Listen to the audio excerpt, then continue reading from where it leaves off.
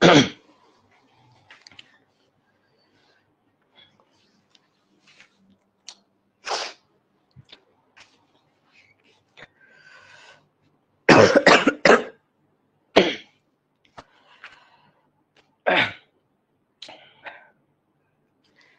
বলো দেখি, সবাই সাউন্ডটা ঠিকঠাক মতো শুনতে পাচ্ছ কিনা? বলো, আমার কথা ঠিকঠাক মতো শোনা যাইতেছে? বলো। তাহলে সবাই ভালো আছো, তাই তো? তোমাদের সাথে একদিন পর আবার দেখা হয়ে গেল। আজকে আমরা আদর্শ গ্যাস ও গ্যাসের গতিতত্ত্ব অধ্যায়ের 2 নম্বর ক্লাসটা করব। ঠিক আছে, কত নম্বর বলো? 2 নম্বর ক্লাসটা করব। হ্যাঁ, আমি আমি ভালো আছি, আশা করি তোমরাও সবাই ভালো আছো। ঠিক আছে।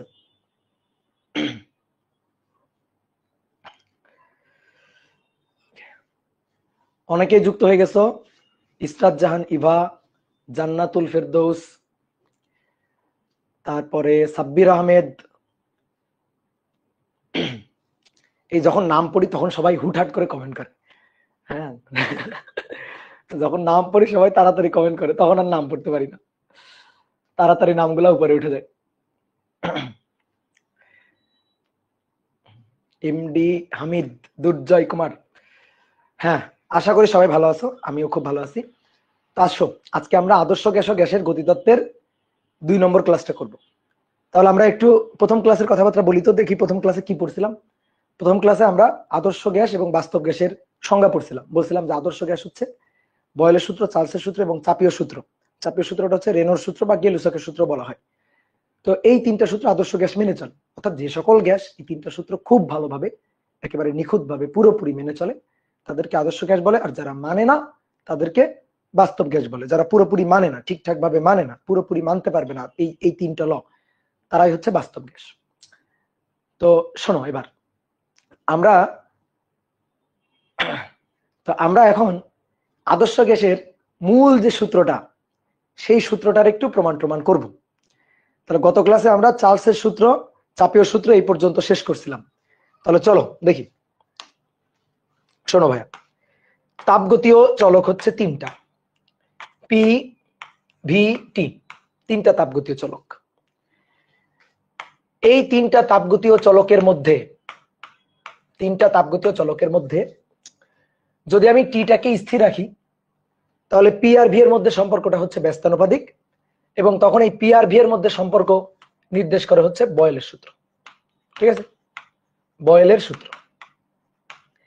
এবার যদি এই তাপগতীয় চলক পি ভি টি এর মধ্যে আমি পিটাকে স্থির রাখি, তাহলে ভি এর সাথে টি এর সম্পর্ক হচ্ছে সমানুপাতিক। এই যে সূত্রটা, এটা হচ্ছে চার্লসের সূত্র। চার্লসের সূত্র। সূত্র কয়টা? 3টা। তাপগতীয় চলক কয়টা? 3টা, পি ভি টি। তাহলে একটাকে স্থির করলে বাকি থাকে 2টা। তাহলে এভাবে 3টার মধ্যে একটাকে স্থির রেখে বাকি 2টার মধ্যে সম্পর্ক, তাহলে এরকম সম্পর্ক বলা যায় 3টা। তাহলে পিটাকে স্থির রাখলে ভি টি এর সাথে সমানুপাতিক, চার্লসের সূত্র। এবার ভিটাকে যদি স্থির রাখি, তাহলে পি আর টি এর মধ্যে সম্পর্ক, এটাও সমানুপাতিক। এটা হচ্ছে চাপীয় সূত্র বা রেনোর সূত্র। এই হচ্ছে মোটামুটি 3টা সূত্র। এই 3টা সূত্র মেনে চলবে যে গ্যাস, তারা আদর্শ। 3টা সূত্র পুরোপুরি ঠিকঠাক ভাবে মানবে না, তারা হচ্ছে বাস্তব গ্যাস। তো এবার তুমি আমাকে বলো দেখি, কোন একটা গ্যাস সিলিন্ডারে একটা আদর্শ গ্যাস রাখা আছে, সেই গ্যাস সিলিন্ডারের গ্যাসের আয়তন কি কি বিষয়ের উপর নির্ভর করে? চাপের উপর নির্ভর করে আর তাপমাত্রার উপর নির্ভর করে। আসো একটু হেডিংটা আগে লিখো। গ্যাসের সমন্বয় সূত্র, আদর্শ গ্যাসের সমন্বয় সূত্র।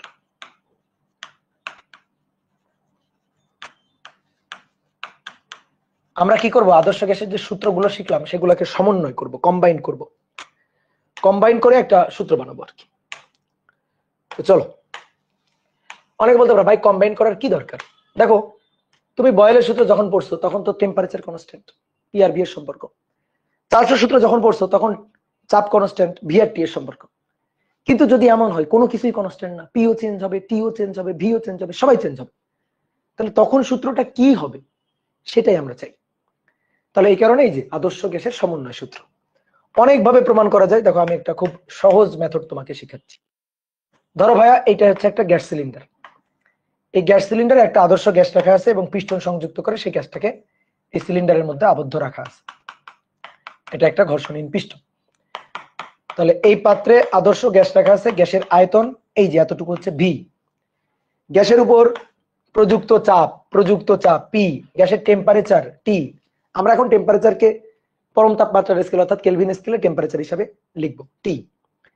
তাহলে চাপ পি, টেম্পারেচার টি, আয়তন হচ্ছে ভি। এবার তুমি আমাকে জাস্ট বলো গ্যাসের আয়তনটা কিসের উপর নির্ভরশীল? চাপের উপর এবং তাপমাত্রার উপর। চাপ যদি বাড়ানো হয় আয়তন কমবে, চাপ কমানো হইলে আয়তনটা বাড়বে, ব্যস্তানুপাতিক সম্পর্ক, বয়েলের সূত্র। যদি বাড়ানো হয় আয়তন বাড়বে, টেম্পারেচার কমানো হলে আয়তন কমবে, এটা হচ্ছে চার্লসের সূত্র। তাহলে আয়তন চাপ এবং টেম্পারেচার এই দুইটা জিনিসের উপর নির্ভর করতেছে। এবার আমি কোনোটাকে স্থির রাখবো না, আমি পি কেও স্থির রাখবো না, আমি টি কেও স্থির রাখবো না, দুটাই পরিবর্তন হবে। তাহলে দুটাই যদি পরিবর্তন হয় তাহলে দেখো তো, আমি মনে করো চাপটাকেও বাড়াইলাম, আয়তনটাকে তাপমাত্রাটাকে কমাইলাম। তাহলে চাপ বাড়ালে আয়তন কমে যাবে, তাপমাত্রা কমালেও, তাপমাত্রার সাথে যেহেতু সমানুপাতিক, তাহলে তাপমাত্রা কমালেও আয়তন কমে যাবে। তাহলে সেই ক্ষেত্রে দুটোই যদি এরকম ভাবে আমি পরিবর্তন করি, চাপটা বাড়াই আর টেম্পারেচার যদি কমায়, তাহলে চাপ বাড়ালে আয়তনটা কমবে, টেম্পারেচার কমালে আয়তনটা কমবে। তাহলে দুটোই যদি একসাথে এই কাজটা করা হয় তাহলে আয়তন আরো বেশি কমবে। ঠিক আছে, চাপটা আমি কমাইলাম তাহলে আয়তনটা বাড়বে, তাপমাত্রাটা আমি বাড়াইলাম, তাপমাত্রা বাড়াইছি তাহলে আয়তনটা বাড়বে। তাহলে দুটোই যদি একসাথে এইভাবে চেঞ্জ করা হয় তাহলে দেখো আয়তনটা আরো বেশি বাড়বে। দুটোই আমি এইভাবে চেঞ্জ করতেছি, আয়তন আরো বেশি বাড়বে। যদি এরকম করা হয়, চাপটাকে ধরো বাড়ানো হইলো আর টেম্পারেচারটাকে এটাকেও বাড়ানো হইলো, দুটোকেই বাড়ানো হয়েছে, তাহলে চাপটাকে যদি বাড়ানো হয় আয়তনটা কমার কথা, টেম্পারেচারকে বাড়ানো হলে আয়তনটা আবার বাড়ার কথা। তাহলে এই ক্ষেত্রে কি ঘটনা ঘটবে? এই ক্ষেত্রে ডিপেন্ড করবে তুমি চাপটাকে কতটুকু বাড়াইছো, টেম্পারেচারটাকে কতটুকু বাড়াইছো। যদি এমন হয় চাপটাকে সামান্য একটু বাড়াইছো, টেম্পারেচারকে অনেক বেশি বাড়াইছো, তাহলে সেই ক্ষেত্রে হয়তো আয়তন বেশি বাড়বে। কিন্তু যদি এমন হয় ধরো চাপটাকে তুমি বেশি বাড়াইছো, তাপমাত্রাটাকে এটাকে তুমি কম বাড়াইছো, তাহলে এই ক্ষেত্রে হয়তো চাপটাকে বেশি বাড়ানোর জন্য আয়তনটা হয়তো কমবে, হইতেই পারে। মানে এক কারণে কম, তার এক কারণে বেশি। এবার কম আর বেশি মিলে যে কোনো জিনিসই হইতে পারে। তাহলে আমি যদি দুইটাই একই সাথে পরিবর্তন করি, চাপ এবং তাপমাত্রা দুটাই যদি পরিবর্তন করি, তাহলে আয়তনের আসলে পরিবর্তন যে কোনো পরিবর্তনই হইতে পারে। তাহলে দেখো আমি এই গ্যাসটার আয়তনের কথা বলতেছি, যে আয়তন এটা চাপের সাথে ব্যস্তানুপাতিক। এই যে বয়েলের সূত্র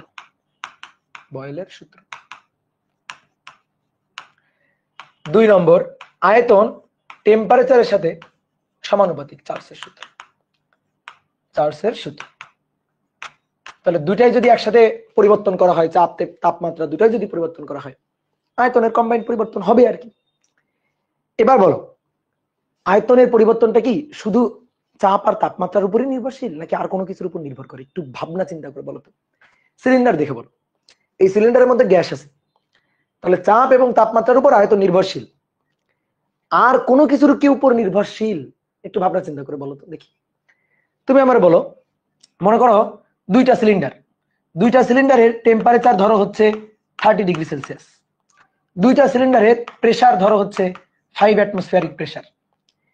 এবার একটা সিলিন্ডারে 5 মোল গ্যাস আছে আর একটা সিলিন্ডারে 500 মোল গ্যাস আছে।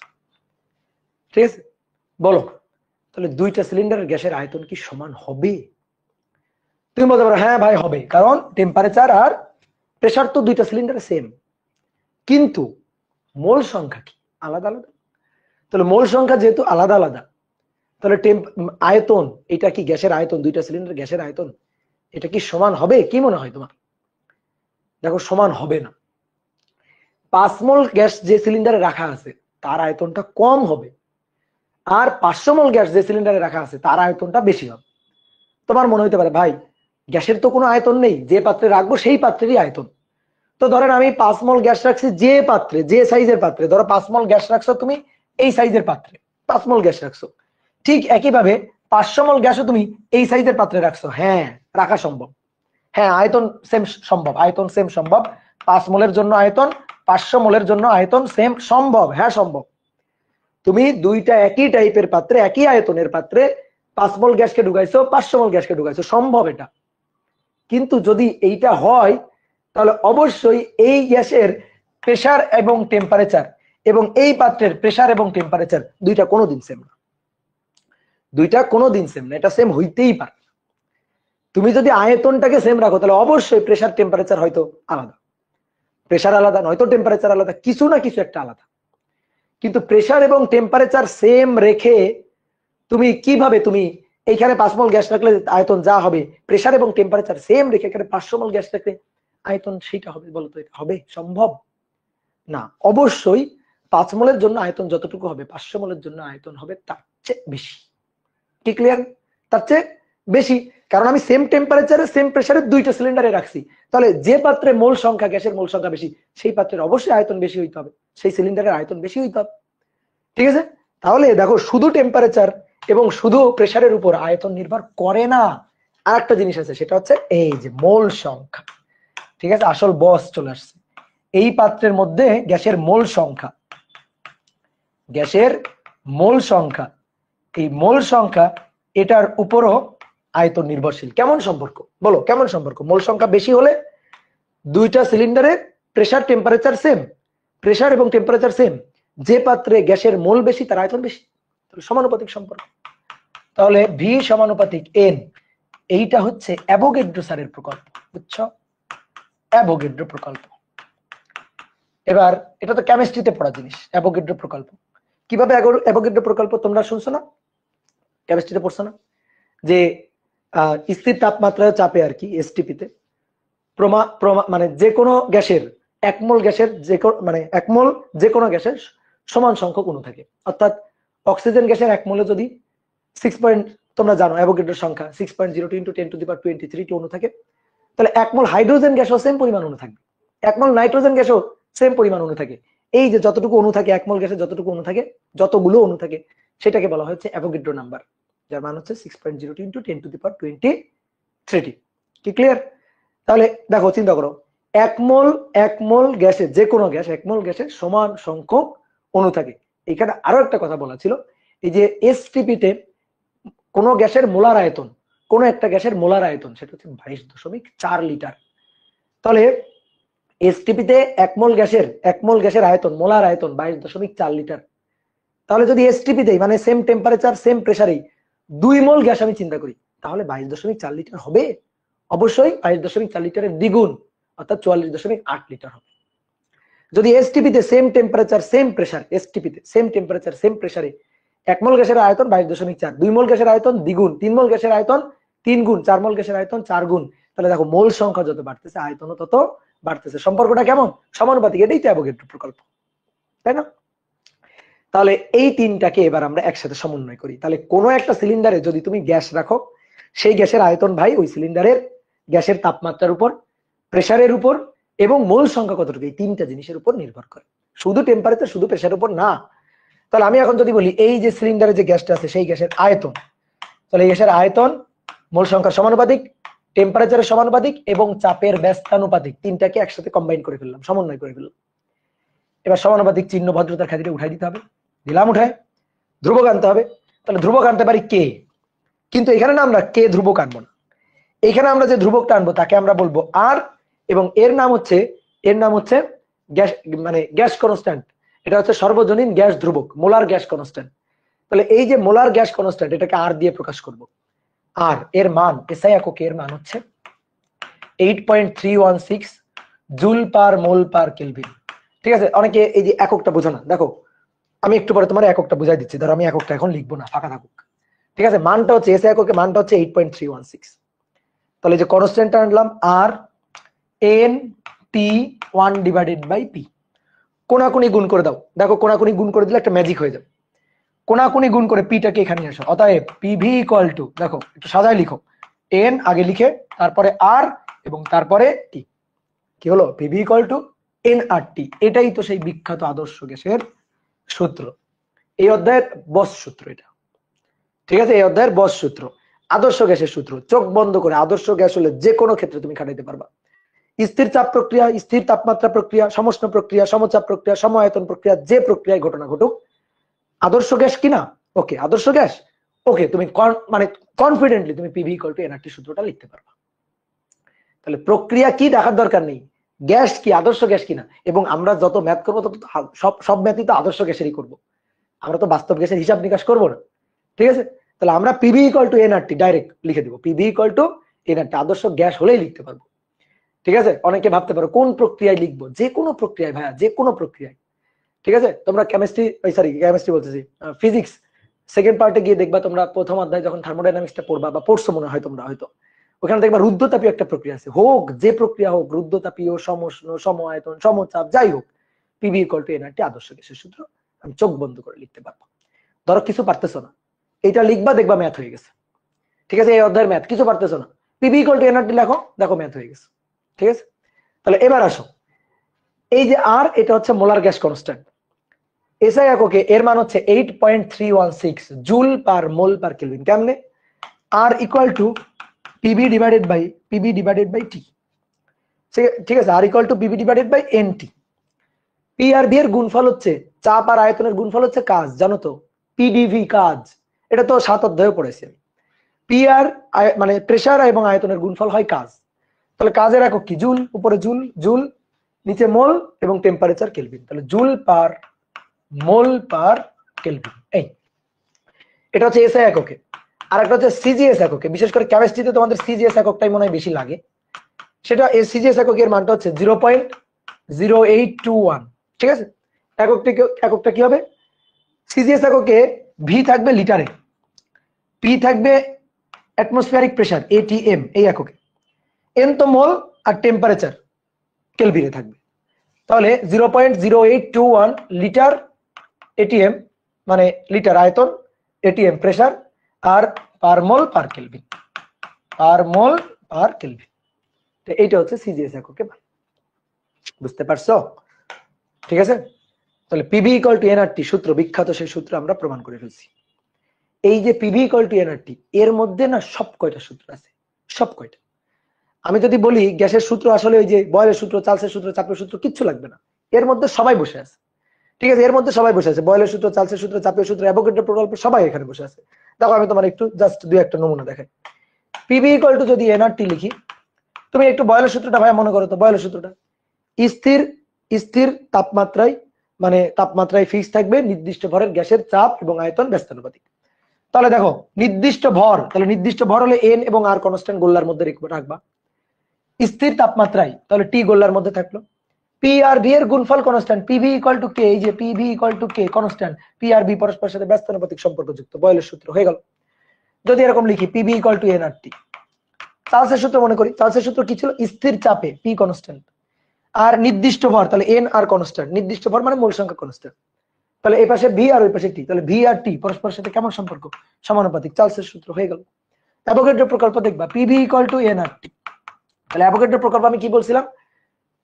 তাপমাত্রা এবং প্রেসারটাকে স্থির রাখতে হবে, তাহলে প্রেসার এবং টেম্পারেচার এটা স্থির থাকুক, স্থির থাকলে কোন গ্যাসের আয়তন তার মূল সংখ্যার সমানুপাতিক, আর তো কনস্ট্যান্টই, তাহলে ভি সমানুপাতিক এন, কোন গ্যাসের আয়তন তার মূল সংখ্যার সমানুপাতিক, তাহলে এটা হচ্ছে অ্যাভোগাড্রো প্রকল্প। দেখো এর মধ্যে সবাই আছে।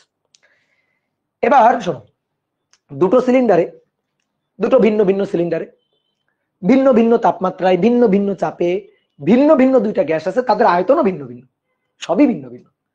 আমি চাইতেছি এদের মধ্যে এই তাপগতীয় চলকগুলা, ধরো প্রথম সিলিন্ডারে তাপমাত্রা হচ্ছে টি1, আয়তন হচ্ছে ভি1, প্রথম সিলিন্ডারে, ধরো এটা হচ্ছে প্রথম সিলিন্ডার, এই প্রথম সিলিন্ডারে টেম্পারেচার টি1, আয়তন ভি1, প্রেসার হচ্ছে পি1, এখানে যে পরিমাণ গ্যাস আছে সেই গ্যাসের মোল সংখ্যা এটা হচ্ছে n1 মোল সংখ্যা, এটা হচ্ছে প্রথম সিলিন্ডার। দ্বিতীয় যে সিলিন্ডারটা আছে এটা হচ্ছে দ্বিতীয় সিলিন্ডার, দ্বিতীয় সিলিন্ডারে ধরো অন্য একটা গ্যাস আছে, একই গ্যাসই থাকতে হবে এমন কোনো কথা নেই, ধরো অন্য একটা গ্যাস, এবার অন্য একটা গ্যাস অন্য তাপমাত্রায়, অন্য চাপে, অন্য একটা আয়তন, ভিন্ন ভিন্ন, সব তাপগতীয় চলকগুলাই ভিন্ন ভিন্ন। এখানে গ্যাসের মোল সংখ্যা আছে হচ্ছে ধরো n2 মোল সংখ্যা, প্রেসার হচ্ছে p1, টেম্পারেচার মানে সরি, প্রেসার হচ্ছে p2, টেম্পারেচার হচ্ছে t2, আয়তন হচ্ছে v2, মানে সবকিছু আলাদা আলাদা। ধরো ঘনত্ব দিয়ে দিলাম ρ1 আর এটা হচ্ছে ρ2 ঘনত্ব। এখন আমি চাইতেছি এই সিলিন্ডারের যে তাপগতীয় চলকগুলা এবং এই যে সিলিন্ডার, এই সিলিন্ডারের যে তাপগতীয় চলকগুলা P1 V1 P2 V2 তারপরে রো 1 রো 2 এদের মধ্যে একটা সম্পর্ক আমি চাইতেছি, তাপগতীয় চলকগুলোর মধ্যে সম্পর্ক। তো কিভাবে সেই সম্পর্কটা পাওয়া যায় দেখি, তাহলে হেডিংটা একটু লিখি, তাপগতীয় চলকগুলোর সম্পর্ক। তাপগতীয় চলকগুলার, ভিন্ন ভিন্ন গ্যাস সিলিন্ডারে তাপগতীয় চলকগুলার সম্পর্ক, মানে সংক্ষেপে আমি লিখলাম। তাহলে দেখি আসো তো সম্পর্কটা কেমন হয়। দেখো এই সিলিন্ডারে গ্যাস আছে N1 মোল, প্রেসার P1, আয়তন V1, টেম্পারেচার T1, ঘনত্ব ρ1। তাহলে আমি চোখ বন্ধ করে যেটা লিখতে পারি, চাপ, আয়তন, তাপমাত্রা, মোল সংখ্যা সবই জানি। ওকে, তাহলে এই যে প্রথম গ্যাস সিলিন্ডারের জন্য আমরা লিখতে পারি আদর্শ গ্যাসের সূত্র P1 V1 N1 আর T1, 1 নং সমীকরণ। তাহলে এখানেও আমি লিখতে পারি P2 V2 N2 আর T2, 2 নম্বর সমীকরণ। এবার তুমি বলো 1 আর 2 নম্বর সমীকরণ, এটা দেখে তোমার কি করতে ইচ্ছা করতেছে বলো? ভাগ দিতে ইচ্ছা করতেছে, তাই না? বলো 1/2। তাহলে ভাই ভাগ দিলে P1 V1 divided by P2 V2 equal to N1 আর T1 ডিভাইডেড বাই N2 আর T2, আর কাটাকাটি গেল। তাহলে অতএব একটু সাজায় লিখি, P1 V1 divided by N1 T1 equal to P2 V2 divided by N2 T2। এই যে সম্পর্ক, এটাই হচ্ছে আসলে আমাদের সূত্র। এই যে দুইটা পাত্রে যে গ্যাস আছে তাদের যে তাপগতীয় চলকগুলা তাদের মধ্যে সম্পর্ক সূচক সূত্র। এটা কি সূত্র? মূল সূত্র। শোনো এবার খুব ভালো করে শুনবা, এটা মূল সূত্র। এবার এই সূত্র থেকে অনেকগুলো শাখা প্রশাখা জন্ম নেবে। এটা হচ্ছে মূল সূত্র। যারা তোমরা কেমিস্ট্রি পড়ে ফেলছো বা ধরো ফিজিক্সের এই অধ্যায় আগে করে ফেলছো, তারা দেখবা বইতে সূত্র লেখা আছে, বোর্ড বইতে P1 V1 T1 P2 V2 T2। কি লেখা আছে বইতে? কি লেখা আছে? P1 V1 T1 divided by equal to P2 V2 divided by T2। এই যে এটা লেখা আছে, এটা সঠিক, এটা সত্যি, বাট সব সময় সত্যি না। ঠিক আছে, এটা সব সময় সত্যি না। তুমি সব সময় যদি এটা শিখে রাখো তাহলে মাঝে মাঝে খুব বড় সড়ো ধাক্কা খাবা। এটা কিন্তু সব সময় সত্যি না। আসো এটা কখন সত্যি আগে বুঝি। ধরো একটা গ্যাস সিলিন্ডার, গ্যাস সিলিন্ডার দুইটা না, দুইটা গ্যাস সিলিন্ডারে ভিন্ন ভিন্ন গ্যাস নেই। ঠিক আছে, একটাই গ্যাস সিলিন্ডার, এবং এই একটা গ্যাস সিলিন্ডারে কোনো একটা নির্দিষ্ট মোল সংখ্যার, নির্দিষ্ট ভরের কোন একটা নির্দিষ্ট গ্যাস রাখা আছে। প্রথমে ধরো চাপ ছিল হচ্ছে 5 atm, তাপমাত্রা ছিল হচ্ছে 30 ডিগ্রি সেলসিয়াস, আয়তন ছিল মনে করো যে 15 মিটার কিউব। এবার তারপরে কি করছো? তাপমাত্রা চেঞ্জ করে 60 ডিগ্রি সেলসিয়াস করছো, আয়তন ধরো হয়ে গেছে 10 মিটার কিউব, প্রেসার মনে করো বেড়ে হয়ে গেছে 10 atm, এরকম হয়ে গেছে। তাহলে কি হলো? আমি চাপ, আয়তন, তাপমাত্রা এগুলা মোটামুটি সবকিছু চেঞ্জ করলাম, কিন্তু আমি কি চেঞ্জ করি নাই? কি চেঞ্জ করি নাই? আমি গ্যাসের ভর চেঞ্জ করি নাই, গ্যাসের মোল সংখ্যা চেঞ্জ করি নাই। ওই সিলিন্ডার থেকে কিছু গ্যাস বাইরে বের করে ফেলে দিয়ে নাই, আবার বাইরে থেকে কোনো গ্যাস ইনজেক্ট করি নাই। তাহলে গ্যাস কিন্তু একই আছে, গ্যাসটা কিন্তু একই গ্যাস সিলিন্ডার, একই মোল সংখ্যার, একই ভরের গ্যাস আছে। তাহলে চেঞ্জ হয় না, এটা কি? মোল সংখ্যাটা চেঞ্জ হয় না। তাহলে মোল সংখ্যাটা কনস্ট্যান্ট, মোল সংখ্যাটা অপরিবর্তিত। কি কথা বুঝছো? তাহলে আমরা যদি লিখি এখানে যে মোল সংখ্যা অপরিবর্তিত থাকলে, দেখো এবার অনেকগুলো কেস আমরা লিখবো যে মোল সংখ্যা এটা যদি অপরিবর্তিত থাকে, অপরিবর্তিত কিভাবে বুঝবো? ধরো দুটা ভিন্ন ভিন্ন গ্যাস সিলিন্ডারের কথা বলে নাই। একটা গ্যাস সিলিন্ডার চাপ, আয়তন, তাপমাত্রা এত ছিল, চাপ, আয়তন, তাপমাত্রা এত এত এত এত করা হয়েছে। গ্যাস সিলিন্ডারে গ্যাস যতটুকু ছিল ওইটুকুই আছে, ওই মোল সংখ্যায় আছে। তাহলে মোল সংখ্যা অপরিবর্তিত, প্রশ্ন পরে বুঝে যাব তখন ভাইয়া N1 সমান সমান N2, মোল সংখ্যা অপরিবর্তিত থাকলে। তাহলে সেই ক্ষেত্রে এই সূত্রের রূপটা তখন একটু চেঞ্জ হয়ে যাবে। কি? N1 আর N2 তো সেম। তাহলে N1 আর N2 যদি সেম হয় তাহলে তখন আমরা কি লিখতে পারি? P1 V1 ডিভাইডেড বাই, মনে মনে আসো, N1 N2 সেম, কাটাকাটি করে দাও, কাটাকাটি। তাহলে P1 V1 divided by T1 equal to P2 V2 divided by T2। এবং ম্যাক্সিমাম ক্ষেত্রে আসলে এই সূত্র রিলেটেড ম্যাথ দেয় তো, অর্থাৎ ওই একটা গ্যাস সিলিন্ডারে তাপগতীয় চলকগুলোর পরিবর্তন করা হয় মোল সংখ্যা একই রেখে। তো তখন আমরা ম্যাক্সিমাম সময় এই সূত্রটা খাটাই। কিন্তু এবার চিন্তা করো, দুইটা আলাদা আলাদা গ্যাস সিলিন্ডার, আলাদা আলাদা গ্যাস আছে, আলাদা আলাদা মোল সংখ্যার গ্যাস আছে, গ্যাস দুইটার নামও আলাদা আলাদা। ধরো একটাতে অক্সিজেন গ্যাস আর একটাতে হাইড্রোজেন গ্যাস। এরকম যদি হয় তখন কিন্তু ভাইয়া এই সূত্র লিখলে হবে না। P1 V1 T1 P2 V2 T2 তখন প্রযোজ্য হবে না। তখন মোল সংখ্যাটা, এটা তো আছে, মোল সংখ্যা তো কনস্ট্যান্ট না। ধরো এক পাত্রের মোল সংখ্যা হচ্ছে 10 মোল, আর এক পাত্রের মোল সংখ্যা হচ্ছে ধরো 15 মোল বা 20 মোল, এরকম মোল সংখ্যা আলাদা। তাহলে তখন কি n1 n2 দুই পাশ থেকে কাটাকাটি যাবে না। এবার আসো, এইখান থেকে আমরা অনেকগুলো সূত্র বানাবো, কিন্তু মূল সূত্র ভাই আমাদের এইটা। এবার দেখো এটাকে আমরা কিভাবে কাটাছেড়া করি, কিভাবে ব্যবচ্ছেদ করি। কেমিস্ট্রিতে, পুরো কেমিস্ট্রি বইতে একটাই সূত্র, বুঝছো, একটাই সূত্র, সেটা হচ্ছে মোল সংখ্যার সূত্র। n মোল সংখ্যা, মোল সংখ্যা হচ্ছে ভর ভাগ আণবিক ভর, ভর ভাগ আণবিক ভর। আর অনেক কিছু আছে, যেমন ভর ভাগ আণবিক ভর, অণুর সংখ্যা বা অ্যাভোগাড্রো সংখ্যা। এই একটা সূত্র দিয়ে কেমিস্ট্রি সব শেষ। তারপরে মোলারিটি গুণ হচ্ছে আয়তন, ঘনমাত্রা আর কি, ঘনমাত্রা গুণ আয়তন। তারপর আরেকটা লিখি, তারপরে এটা লাস্টে লিখি।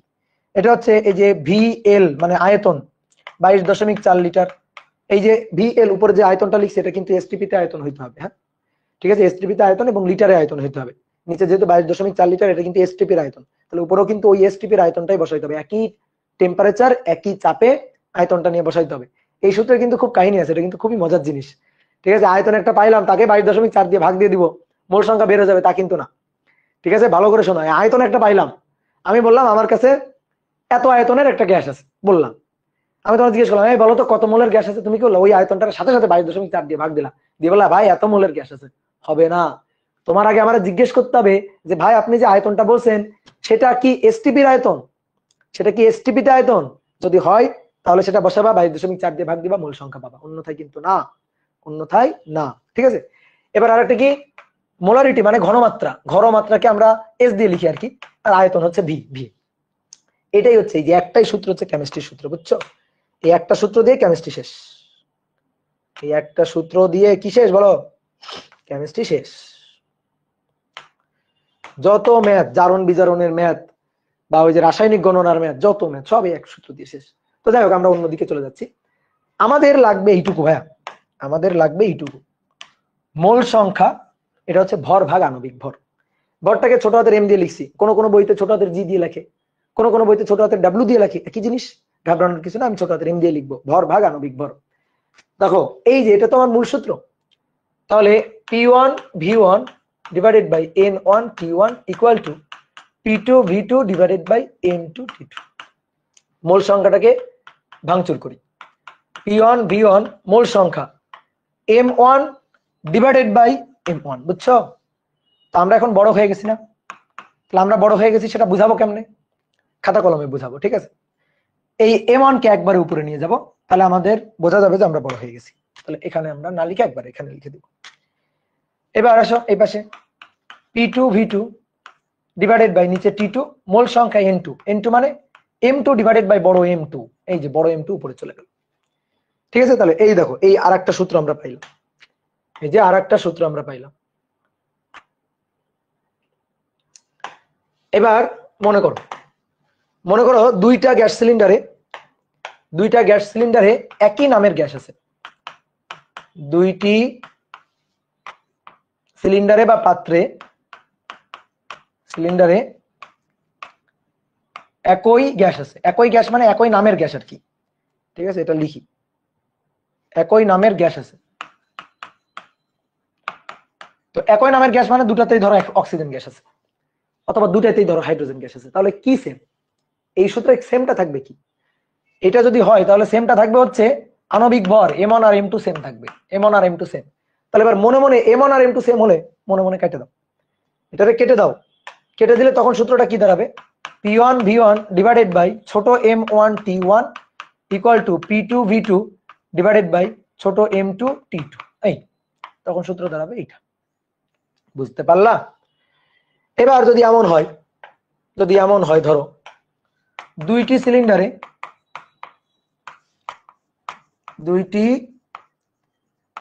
সিলিন্ডারে একই পরিমাণ গ্যাস আছে,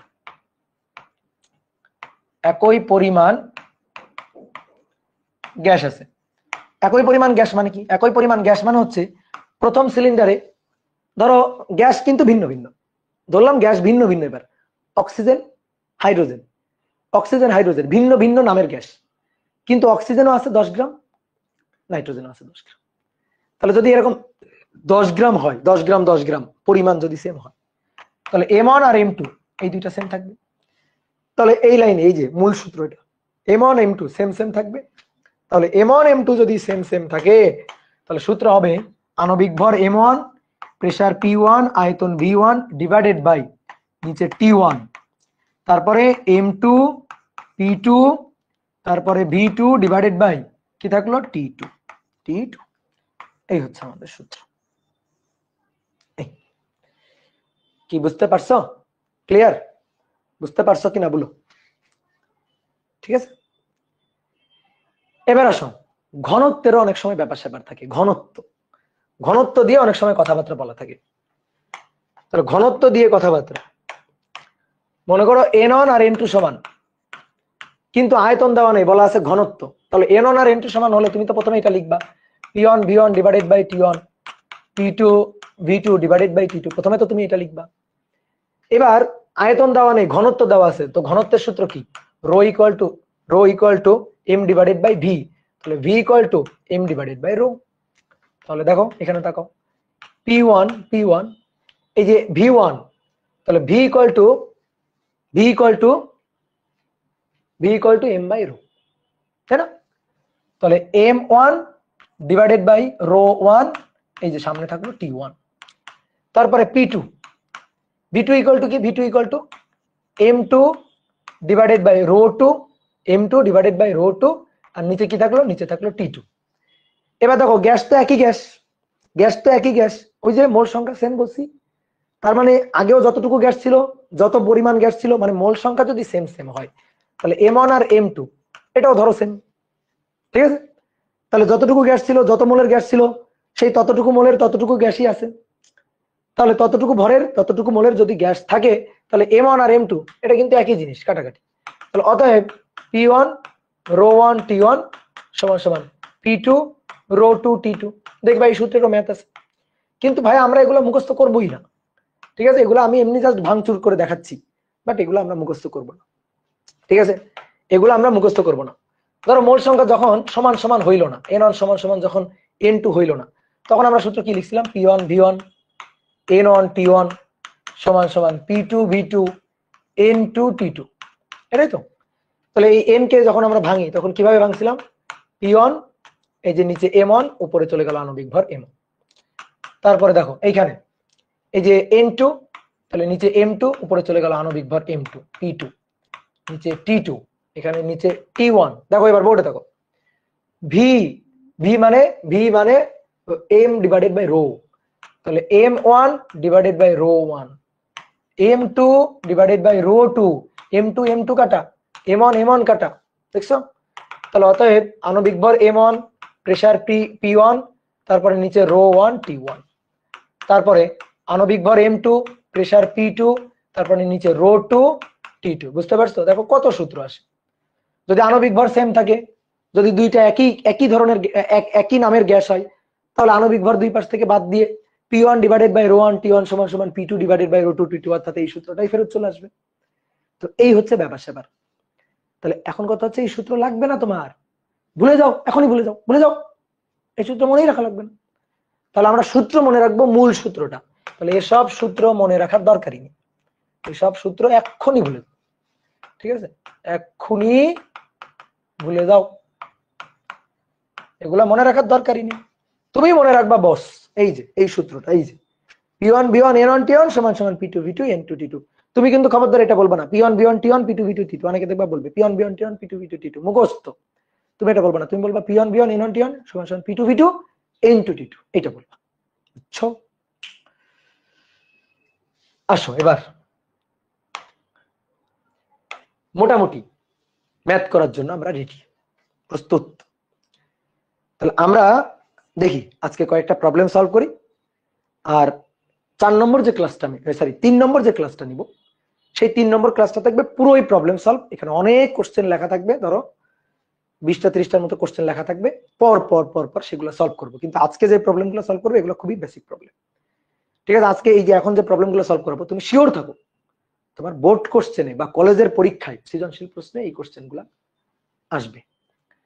তাহলে আসো শুরু করি। তো প্রথমে একটা সিম্পল কোশ্চেন দিয়ে শুরু করি, জাস্ট ম্যাথ করতে যাচ্ছি, তো একটা সিম্পল কোশ্চেন দিয়ে শুরু করি। 1 নম্বর বলা হচ্ছে 0 ডিগ্রি সেলসিয়াস তাপমাত্রায়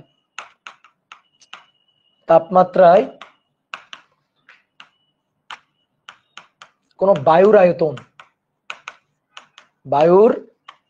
আয়তন, বায়ু মানে হচ্ছে দ্বিপারমাণবিক গ্যাস, অক্সিজেন হাইড্রোজেন নাইট্রোজেনের সমষ্টি। বায়ু বলতে নাইট্রোজেনই বেশি, নাইট্রোজেনই থাকে প্রায় ধরো যে কত পার্সেন্ট, 70-80% মনে হয়, আমি সঠিক জানি না, তবে এরকম আর কি। 0 ডিগ্রি সেলসিয়াস তাপমাত্রায় কোনো বায়ুর আয়তন, ধরো নির্দিষ্ট কোন একটা আয়তন আমাকে বলে দিচ্ছে যে বায়ুর আয়তন হচ্ছে 2 × 10⁻³ মিটার কিউব। চাপ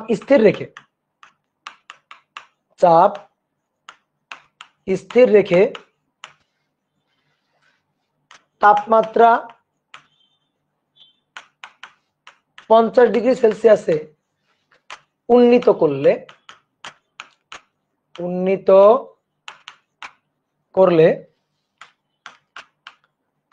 আয়তন হয় 2.55 × 10⁻³ মিটার কিউব। তাহলে প্রশ্ন করছে বায়ুর আয়তন প্রসারণ সহগ কত? আয়তন বাড়ছে না, তাহলে আয়তন প্রসারণ সহগ বের করতে বলছে। তাহলে বলো তো আয়তন প্রসারণ সহগ কি? লিখে দিয়েছিলাম গত ক্লাসে, গামা আয়তন প্রসারণ সহগ, স্থির চাপে আয়তন প্রসারণ সহগ। চাপ স্থির, যে চার্লসের সূত্র, স্থির চাপ। তাহলে চাপ স্থির চাপে আয়তন প্রসারণ সহগ, দ্যাট ইজ গামা পি, এটা আমাদের বের করতে বলছে। তো দেখি আসলে বের করতে পারি কিনা আমরা। তাহলে কার সূত্র? চাপ স্থির, এই যে চাপটা স্থির, তাহলে চার্লসের সূত্র। তাহলে তাপমাত্রা বাড়ালে আয়তন বাড়বে, বোঝাই যাচ্ছে, তাপমাত্রা বাড়ালে আয়তন বাড়বে, চার্লসের সূত্র। তো কোন সূত্রে যাব? V1 / T1 = V2 / T2, এই সূত্রে যাব? এই সূত্রে গিয়ে আমার লাভ কি? এই সূত্রে গিয়ে লাভ হবে না, কারণ এই সূত্রে গিয়ে দেখো এখান থেকে আমি আয়তন প্রসারণ সহ গামা পি কেমনে পাবো না। গামা পি কোথায় আছে? তাহলে গামা পি যে সূত্রে আছে সেই সূত্রে যাও। তাহলে দেখো তো, আমরা তোমাকে লিখে দিছিলাম না, এই যে θ ডিগ্রি সেলসিয়াস তাপমাত্রায় গ্যাসের আয়তন V θ হবে V0 1 + গামা পি × θ, কি লিখে দিছিলাম না? এই গামা পি এটাই আমাদের বের করতে হবে, আর সব মান তো দেওয়াই আছে, তাহলে মানগুলো বসাই দিলেই হবে।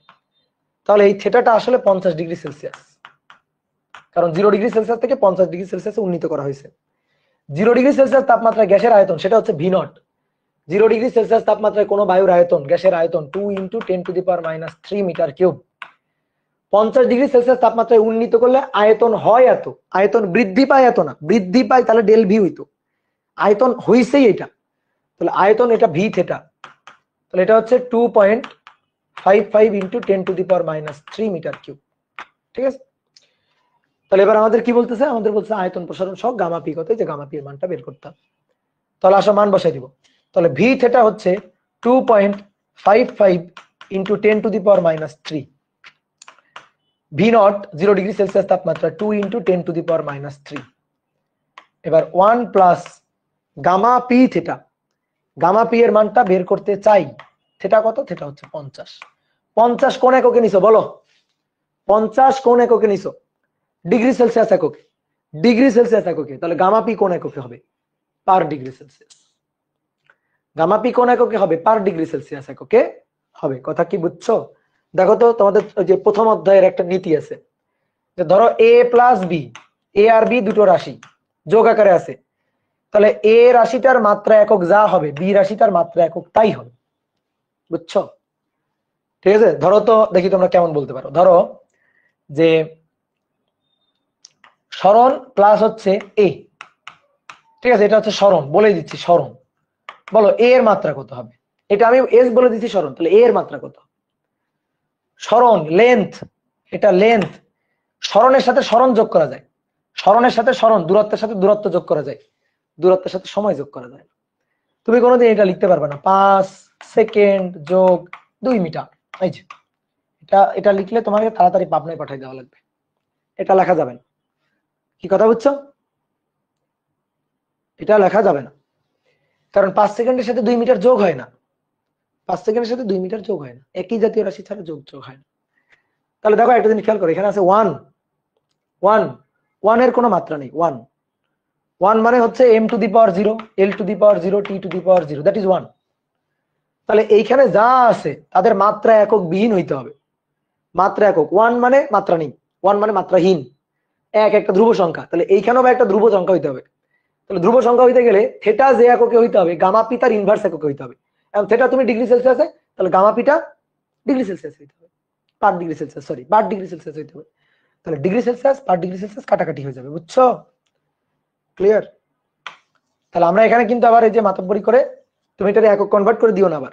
50 ডিগ্রি সেলসিয়াস প্লাস 273, এটা তুমি যে ফরম্যাটটা লিখছো এটা ডিগ্রি সেলসিয়াস স্কেলের ফরম্যাট। এই যে সূত্রটা ভি থেটা, এখানে যদি আমি জিজ্ঞেস করি ভি নট কি, 0 ডিগ্রি সেলসিয়াস তাপমাত্রার আয়তন, ভি নটের পরিচয়, ভি নটের পরিচয় চেঞ্জ হবে না। এই ভি থেটার কি, থেটা ডিগ্রি সেলসিয়াস তাপমাত্রার আয়তন। তাহলে এখানে থেটা, এই যে ভি নট, এগুলো সব ভি থেটা ভি নট এগুলো সব ডিগ্রি সেলসিয়াস তাপমাত্রা আয়তন। থেটাটা হবে ডিগ্রি সেলসিয়াসে, গামা পি হবে পার ডিগ্রি সেলসিয়াস। কথা বুঝছো? তাহলে এইখান থেকে এবার সবই জানো। তাহলে একমাত্র জানো না হচ্ছে গামা পি এর মান, আশা করি তুমি বের করতে পারবা, এত পার ডিগ্রি সেলসিয়াস, বুঝছো? এই যে ডিগ্রি সেলসিয়াস, পার ডিগ্রি সেলসিয়াস। কি ক্লিয়ার? তাহলে বুঝতে পারলাম, ছোট্ট একটা ম্যাথ করে আমরা আসলাম। এবার আসো দেখি 2 নম্বর ম্যাথ, খুবই ইম্পর্টেন্ট। চলো, বলা হচ্ছে একটি গ্যাস সিলিন্ডারে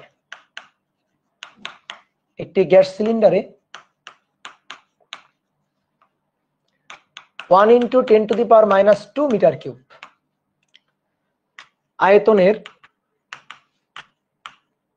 আয়তনের অক্সিজেন গ্যাস আছে, তাপমাত্রা 300 কেলভিনে স্থির রেখে কিছু গ্যাস বের করে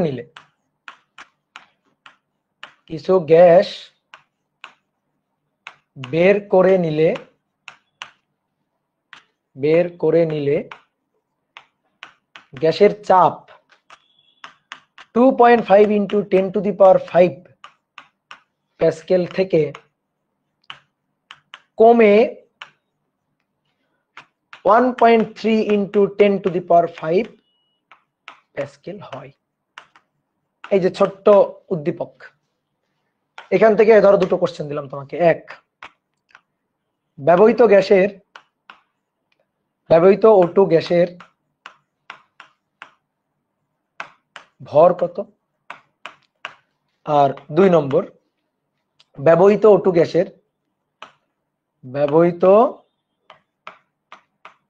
গ্যাসের অণুর সংখ্যা কত?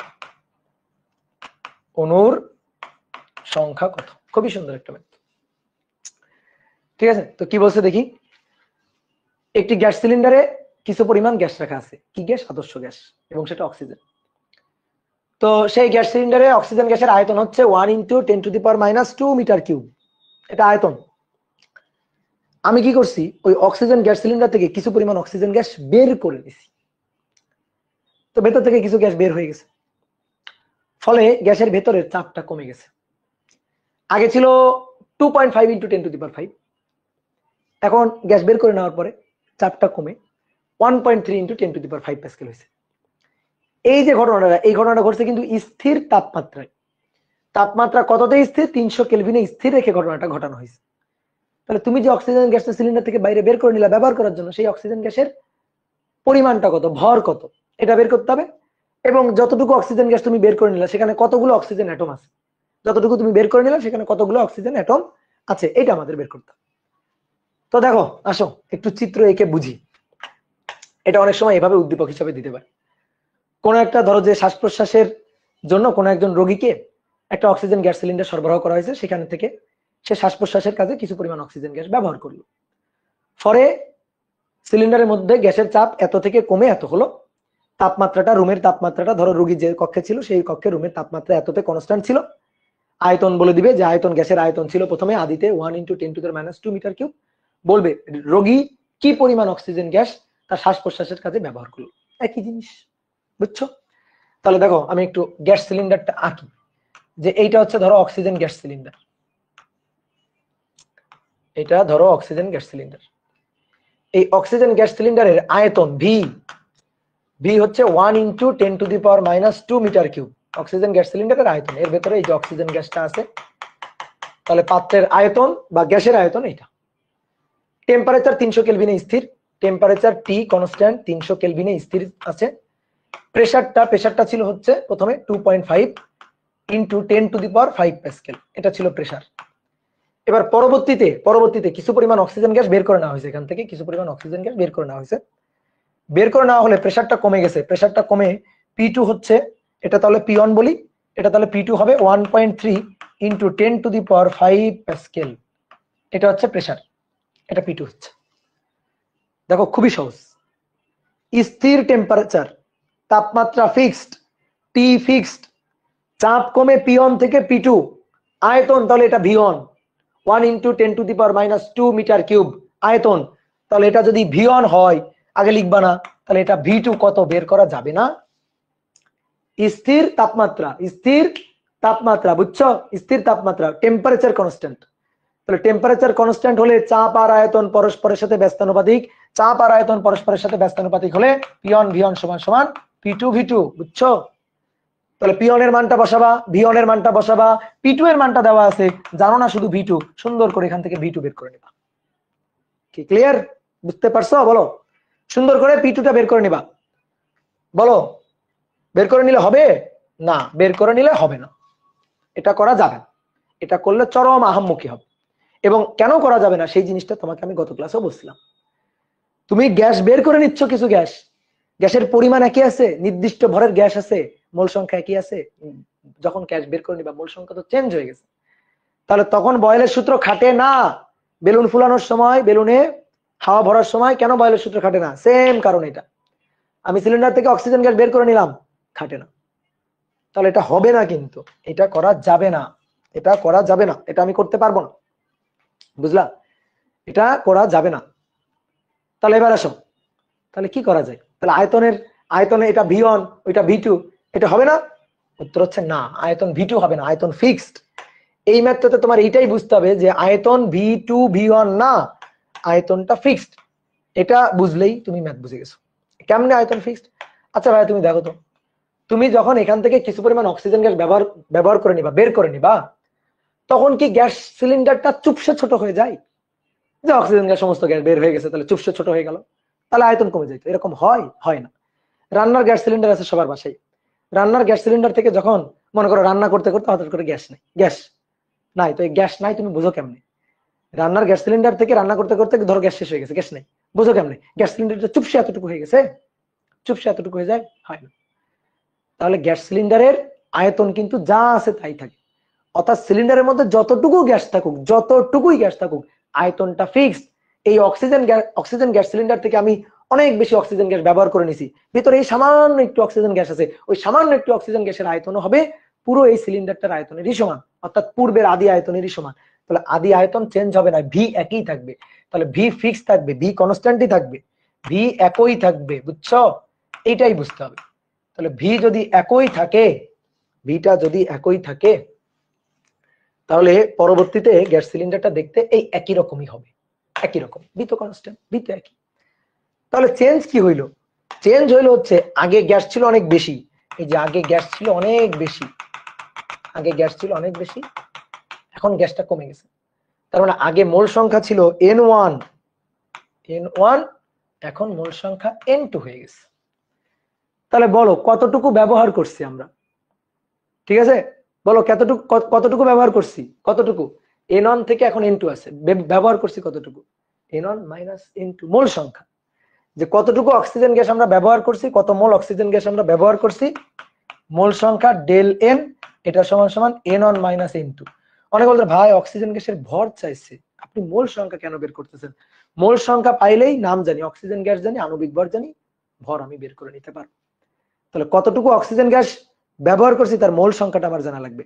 একটা কথা বলি, খুবই ইম্পর্টেন্ট একটা কথা, খুবই ইম্পর্টেন্ট একটা কথা, দাঁড়াও আমি একটা ছোট্ট কোনো একটা বোতল টোতল আনি।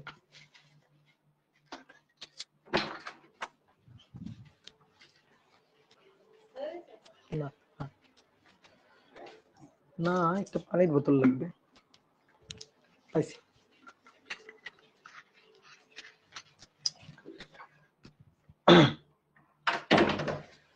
এই দেখো, দেখো এখানে এই যে বোতলটা দেখো, এই বোতলটাতে পানি নাই, এই যে পানি নাই, ঠিক আছে, পানি নাই, এই বোতলটা এইভাবে আছে। তাহলে এই বোতলের মধ্যে বলো গ্যাস আছে নাকি নাই, দেখি বলো, বোতলটা আগে বলো, বোতলটা ফাঁকা না ভরা? বোতলটা ভরা। কিভাবে, কি দিয়ে ভরা? পানি নেই, বা ধরো কোল্ড ড্রিঙ্কস নেই, কিন্তু কি আছে, কি আছে এর মধ্যে, কি আছে? তাহলে সায়েন্সের ভাষায় এটা কিন্তু ফাঁকা বলা যাবে না, ভেতরে গ্যাস আছে, বাতাস আছে। তো বাতাস মানে তো আদর্শ গ্যাস, বাতাস মানে হচ্ছে নাইট্রোজেন অক্সিজেন গ্যাস, তাই না? তাহলে এইটা এইটা কিন্তু ফাঁকা না, এটা কিন্তু ভরা, বাতাস ভরা। আমি এখান থেকে দেখো সমস্ত বাতাস নাই করে ফেলবো, এই যে সমস্ত বাতাস নাই, এই যে বাতাস বের করে ফেলতেছি, দেখো বাতাস বের করে ফেলতেছি, বাতাস নাই। বলো এখন বাতাস আছে? বলো আছে, এর মধ্যে বাতাস আছে? আমি তো এই যে ঝাঁকা দিয়ে সব বাতাস বের করে ফেলছি, ঠিক আছে, বলো বাতাস আছে? বাতাস আছে। কতটুকু বাতাস আছে? আগে যতটুকু বাতাস ছিল ততটুকুই বাতাস আছে। আয়তন কতটুকু? আগে যতটুকুই আয়তন ছিল ততটুকুই আয়তনের আছে। কি কথাটা বুঝছো? ধরো এটার মধ্যে আমি খুব বেশি প্রেসার দিয়ে ধরো আমি 10 মোল গ্যাস রাখছি। এখন আমি কি করলাম, এটা বোতলের মুখটা খুলে দিলাম, গ্যাস এখান থেকে বের হয়ে চলে যাবে। কিন্তু বের হয়ে সমস্ত গ্যাস বের হয়ে যাবে না, সমস্ত গ্যাস বের হয়ে যাবে না, গ্যাস বের হয়ে যাবে, কিন্তু এর মধ্যে তারপরেও কিছুটা গ্যাস থাকবে। তাহলে যে গ্যাসটুকু থাকবে তার আয়তন হবে এই বোতলের আয়তনেরই সমান। তুমি একটা বোতল থেকে, একটা সিলিন্ডার থেকে কখনো সমস্ত পরিমাণ গ্যাস বের করতে পারবা না, ঠিক আছে? বেলুনের কিন্তু ম্যাথ আছে, যে মনে করো যে কেমিস্ট্রিতে বেশিরভাগ এই ম্যাথগুলো কেমিস্ট্রিতে আছে, যে যখন আমরা কি করি, যে এই সিলিন্ডারে গ্যাস আছে, তা দিয়ে কতগুলো বেলুন ফোলানো যাবে, তখন আমরা কি করি, এই যে মানে লাস্টে যে আয়তনটা পাই সেখান থেকে কিন্তু বোতলের আয়তনটা বিয়োগ করে দিই, বোতলের আয়তনটা বিয়োগ করি। কেন বিয়োগ করি? কারণ বোতলের আয়তনের সমপরিমাণ গ্যাস কিন্তু বোতলে থাকবেই, ওইটা আমি বের করতে পারবো না। বের করতে পারবো কখন? এভাবে, এভাবে চুপসে দিলে, এভাবে যখন চুপসে দিব তখন কিন্তু এই যে, তখন কিন্তু এর মধ্যে যে বাতাসটা ছিল সেটা তখন বের হয়ে যাবে। কিন্তু যখন এই অবস্থায় রাখবো তখন যতটুকু বাতাসের মধ্যে ছিল ততটুকু বাতাস কিন্তু থাকবেই, আমি কোনোভাবে এখান থেকে বাতাস বের করতে পারবো না। অর্থাৎ বোতলটা ফাঁকা, বোতলটা ভেতরে ফাঁপা আছে, এর মধ্যে বলতেছে যে বাতাস নেই, সম্ভব? বলো এর মধ্যে বাতাস আছে কিনা? অবশ্যই আছে।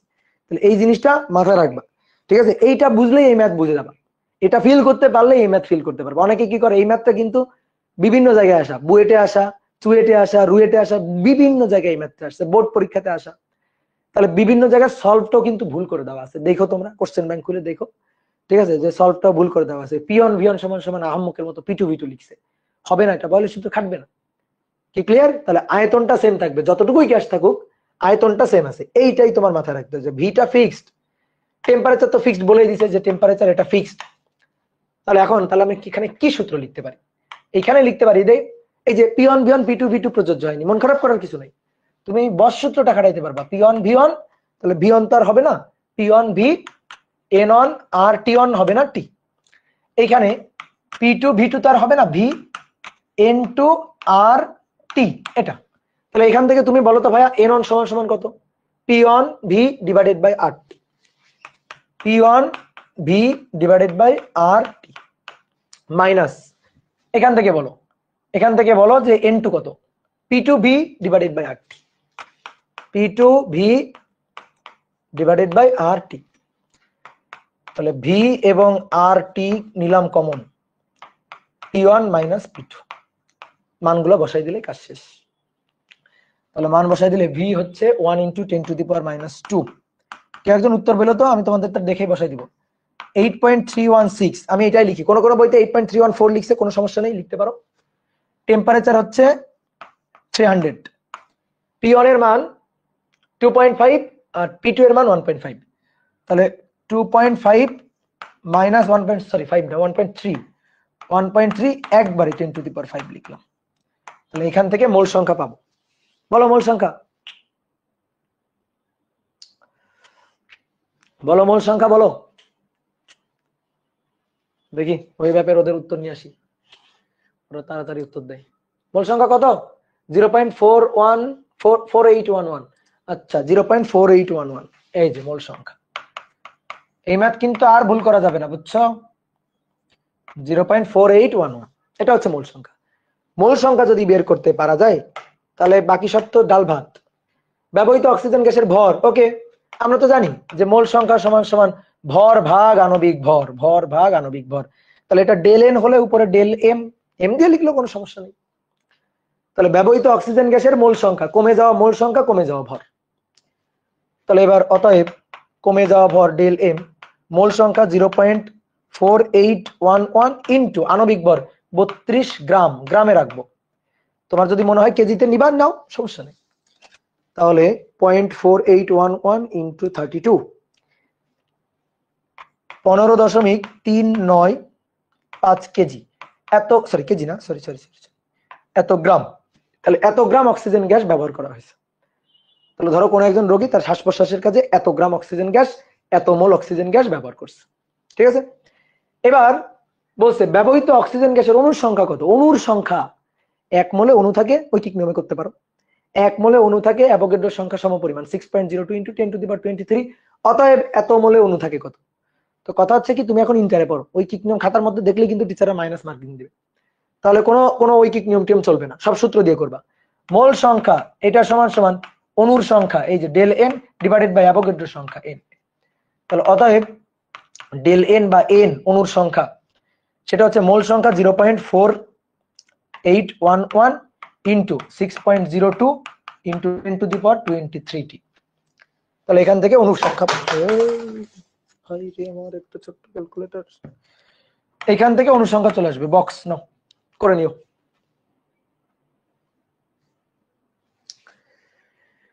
ওয়েব অ্যাপের পোলাপান কি বেশি ব্রিলিয়ান্ট? আরে না, ফেসবুকে কমেন্ট আসতে দেরি হয়, ওয়েব অ্যাপের কমেন্ট গুলো তাড়াতাড়ি আসে, এই কারণে আমি ওখান থেকে কমেন্ট থেকে উত্তরটা নিয়ে আসছি।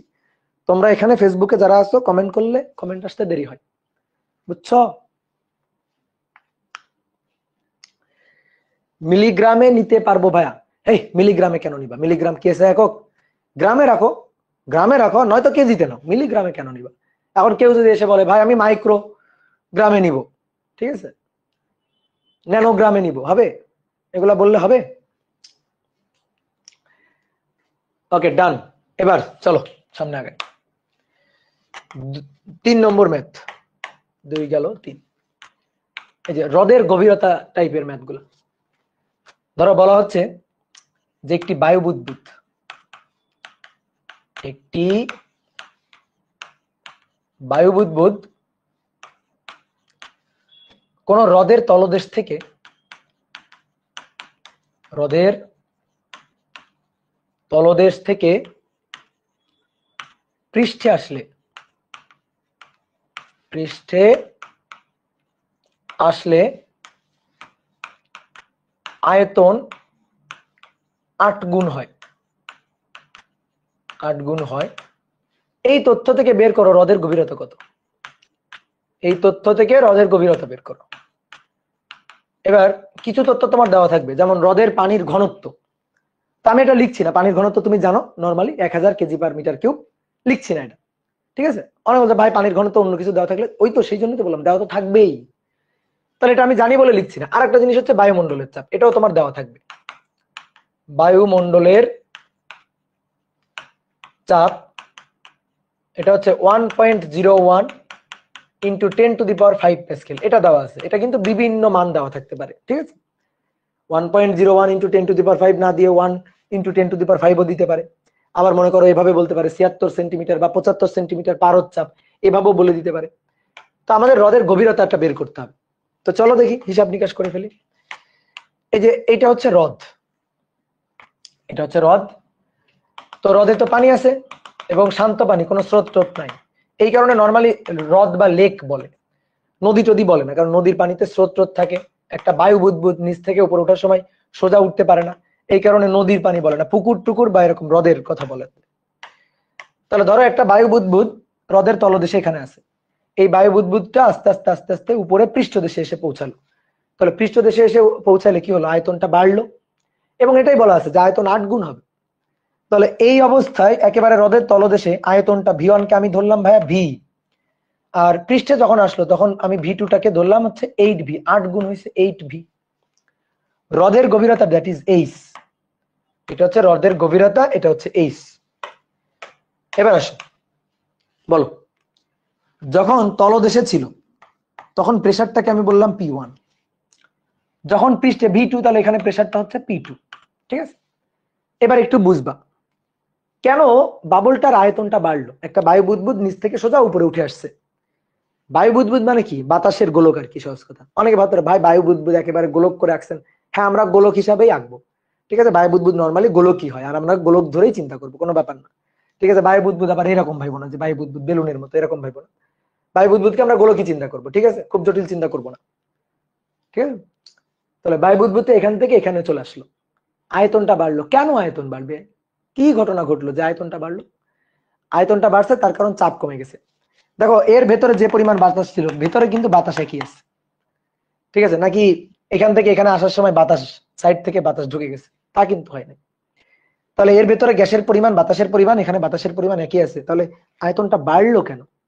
আয়তনটা বাড়লো চাপ কমছে তাই। কিভাবে চাপটা কমছে? দেখো এর উপরে, হ্রদের উপরে যখন পৃষ্ঠে একেবারে হ্রদের উপর পৃষ্ঠায় বাবলটা এসে পৌঁছাইছে, এর উপরে দেখো জাস্ট বায়ুমণ্ডল আছে, আর কিচ্ছু নেই। তাহলে এই বাবলের উপরে চাপ যেটা, প্রেসার যেটা, সেটা পি অ্যাটমসফিয়ারিক প্রেসার, বায়ুমণ্ডলের চাপ। পি অ্যাটমসফিয়ারিক প্রেসার সেটা অনলি বায়ুমণ্ডলের চাপ। বাট তুমি দেখো এই বাবলটা যদি নিচের দিকে যায়, বা যখন নিচে ছিল আর কি, তখন এর আয়তনটা কম থাকার কারণ প্রেসার বেশি ছিল। কেমনে বেশি ছিল? কারণ এই বাবলটার উপর দেখো, উপরে দেখো প্রথমে আছে পানি, তাহলে তরলের একটা চাপ আছে, আর তরলের চাপটা আমরা জানি এইচ রো জি, এটা আমরা জানি। তাহলে তরলের চাপ এইচ রো জি, এইচ গভীরতার পানি এই বাবলের উপরে আছে, বাবলটার উপরে আছে, বায়ু বুদবুদটার উপরে আছে। তাহলে এইচ গভীরতার তরলের চাপ এইচ রো জি প্লাস এরপর আবার কিন্তু বায়ুমণ্ডলও আছে। তাহলে একে আসলে দুইটা চাপ সহ্য করতে হচ্ছে, তরলের চাপ প্লাস আবার বায়ুমণ্ডলের চাপ। কিন্তু এর উপরে দেখো তরল নেই, এর উপরে কোনো পানি নেই, কোনো পানি নেই, পানির হাইট নেই, এইচ এর মান 0, এই কারণে এর উপরে তরলের চাপটা 0। বাট নিচেরটার উপরে তরলের চাপ আছে, নিচের বাবলে তরলের চাপটা আছে যখন নিচে ছিল বাবলটা। তাহলে তরলের চাপ এইচ রো জি প্লাস আবার বায়ুমণ্ডলের চাপ যখন এখানে ছিল, তখন এই যে পি অ্যাটমসফিয়ারিক প্রেসার বা P2। ঠিক আছে, এখানে কি টেম্পারেচারের কোনো কথা বলছে? বলতে পারতো টেম্পারেচারের কথা, বাট বলেনি তো। তাহলে টেম্পারেচারের কথা বলেনি মানে টেম্পারেচারটা কনস্ট্যান্ট ধরে নিব আমরা। টেম্পারেচার যেহেতু কোনো কথা বলে নাই, মুখ ফুটে না বলে দিলে আমরা ধরে নিব এই ক্ষেত্রে টেম্পারেচারটা কনস্ট্যান্ট। হ্রদের তলদেশে এবং পৃষ্ঠদেশে টেম্পারেচার কনস্ট্যান্ট। অনেকে বলতে ভাই এটা কি হয়, হ্রদের তলদেশে এবং পৃষ্ঠদেশে টেম্পারেচারে একটু ডিফারেন্স হয় না? হ্যাঁ হইতে পারে, ঠিক আছে হইতে পারে। টেম্পারেচারের ডিফারেন্স বলে দিলে কি হবে সেটাও আমরা করব, কিন্তু আপাতত টেম্পারেচার ধরে নিলাম কনস্ট্যান্ট। তাহলে আমরা কি লিখতে পারি বলো তো? P1 V1, বয়লের সূত্র, টেম্পারেচার কনস্ট্যান্ট থাকলে আর নির্দিষ্ট ভর, দেখো ভর চেঞ্জ হয় নাই, তাহলে P1 V1 P2 V2 লিখতে পারি। এবার আসো মানগুলা বসাই দিই। P1 that is H rho G plus P atmospheric pressure, V1 that is V, P2 P atmospheric pressure only, R V2 হচ্ছে 8V। V দুই পাশ থেকে কাটাকাটি করে দাও, ওই পাশে 8P atmospheric pressure, P atmospheric pressure ওই পাশে গেলে 7টা, H rho G 8 - 1 7P atmospheric pressure। তাহলে অতএব হ্রদের গভীরতা H, তাহলে 7P atmospheric pressure divided by rho into G। তাহলে 7P atmospheric pressure given, P atmospheric pressure এই যে বায়ুমণ্ডল, P atmospheric pressure 1.01 into 10 to the power 5 divided by rho ঘনত্ব, তাহলে ডেনসিটিটা given that is 1000 K G per metre cube গুণ G এর মান 9.8। তাহলে এখান থেকে গভীরতাটা বের করব। করছো নাকি কেউ? করছো নাকি কেউ? তাহলে 7 into 1.01 exponential function 5 divided by 1000 into 9.8, তাহলে এটা হচ্ছে 72.14 মিটার। শেষ, হ্রদের গভীরতা বের করে ফেলছি, হ্রদের গভীরতা বের করে ফেলছি। ডান ডান হয়েছে, সবার হয়েছে? সবাই পারছো না? সহজ না বলো? এই হচ্ছে কাহিনী, সবচেয়ে সিম্পল সহজ ম্যাথটা তোমাকে আমি করে দিলাম, হ্রদের গভীরতা নির্ণয় করে দিলাম। এবার শোনো, এই ম্যাথ দারুণ দারুণ ভাবে ঘুরানো পেঁচানো যায়। ঠিক আছে, দারুণ দারুণ ভাবে ঘুরানো পেঁচানো যায়। যেমন আমি এক এক করে তোমাকে দেখাই। দেখো এই ম্যাথে যদি এই কাজটা করা হয়, এই ম্যাথে যদি এই কাজটা করা হয়, কি ধরো আয়তন ডাইরেক্ট কত গুণ এটা বলে দিল না, তো কি বলে দিল? ব্যাস অথবা ব্যাসার্ধ, ব্যাস অথবা ব্যাসার্ধ ধরো দ্বিগুণ বললো, 2 গুণ, দুই গুণ হয়, হ্রদের তলদেশ থেকে পৃষ্ঠে আসলে ব্যাসার্ধ এবং ব্যাস দ্বিগুণ হয়। তাহলে ব্যাসার্ধ এবং ব্যাস যদি দ্বিগুণ হয়, ব্যাসার্ধ আর ব্যাস যদি দ্বিগুণ হয়, দেখো ব্যাসার্ধ দ্বিগুণ হওয়া মানে কিন্তু ব্যাসও দ্বিগুণ হওয়া। কিভাবে? ধরো ব্যাসার্ধ হচ্ছে 4 একক, তাহলে ব্যাস কত একক? 8 একক। এবার ব্যাসার্ধ মনে করো 4 থেকে 8 হইল, তাহলে ব্যাস এখন কত হবে? 8 থেকে 16 হবে, বুঝনি? তাহলে ব্যাসার্ধ দ্বিগুণ হলে, দেখো ব্যাসার্ধ যদি দ্বিগুণ হয় তাহলে ব্যাসও দ্বিগুণ হচ্ছে। এই যে ব্যাসার্ধ যদি দ্বিগুণ হয় তাহলে ব্যাসও দেখো দ্বিগুণ হচ্ছে। তাহলে ব্যাসার্ধ ব্যাস একটা যে যত গুণ হবে আর একটা তত গুণ হবে, এমনি বোঝা যায়। ডি সমান সমান 2r, তাহলে ডি সমানুপাতিক আর, দেখো এর ঘাত নেই। তাহলে ডি যত গুণ আর তত গুণ, আর যত গুণ ডি তত গুণ। তাহলে ব্যাসার্ধ অথবা ব্যাস যদি দ্বিগুণ হয় তার মানে আর 2 গুণ, ওকে হোক, আর যদি 2 গুণ হয় তাহলে V equal to 4/3 pi r cube, গোলকের আয়তন। বাবল তো গোলকই নাকি, বায়ু বুদবুদ তো গোলকই। তাহলে 4/3 পাই আর কিউব, ভি এর সাথে আর এর সম্পর্ক এই যে ঘন এর সমানুপাতিক। তাহলে আর যত গুণ দ্বিগুণ, আর যত গুণ দ্বিগুণ, তাহলে 2 এর কিউব 8 গুণ, ভি হবে 8 গুণ।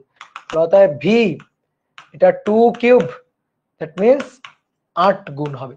তাহলে তুমি জাস্ট ব্যাসার্ধ আয়তন কত গুণ বলে দিল, সমস্যা নেই, তুমি দেখো আয়তন কত গুণ হয়েছে সেইটা নিয়ে তারপরে ম্যাথ রিপিট। ঠিক আছে, এটুকুর পরে আগের ম্যাথটা রিপিট। মানে চেঞ্জ কোথায় করছে? বায়ু বুদবুদ হ্রদের তলদেশ থেকে পৃষ্ঠে আসলে আয়তন এত গুণ হয় বলেন, বলছে ব্যাসার্ধ এত গুণ হয়, ব্যাসার্ধ দ্বিগুণ হয়, ব্যাস দ্বিগুণ হয়, একই ম্যাথ।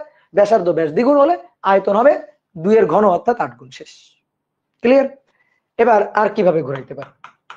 বলতে পারে হ্রদের তলদেশ থেকে পৃষ্ঠদেশে আসলে, একটা বায়ু বুদবুদ হ্রদের তলদেশ থেকে পৃষ্ঠদেশে আসলে বায়ু বুদবুদের পৃষ্ঠের ক্ষেত্রফল, বায়ু বুদবুদের পৃষ্ঠের ক্ষেত্রফল, পৃষ্ঠের ক্ষেত্রফল ধরো কত গুণ বলবো?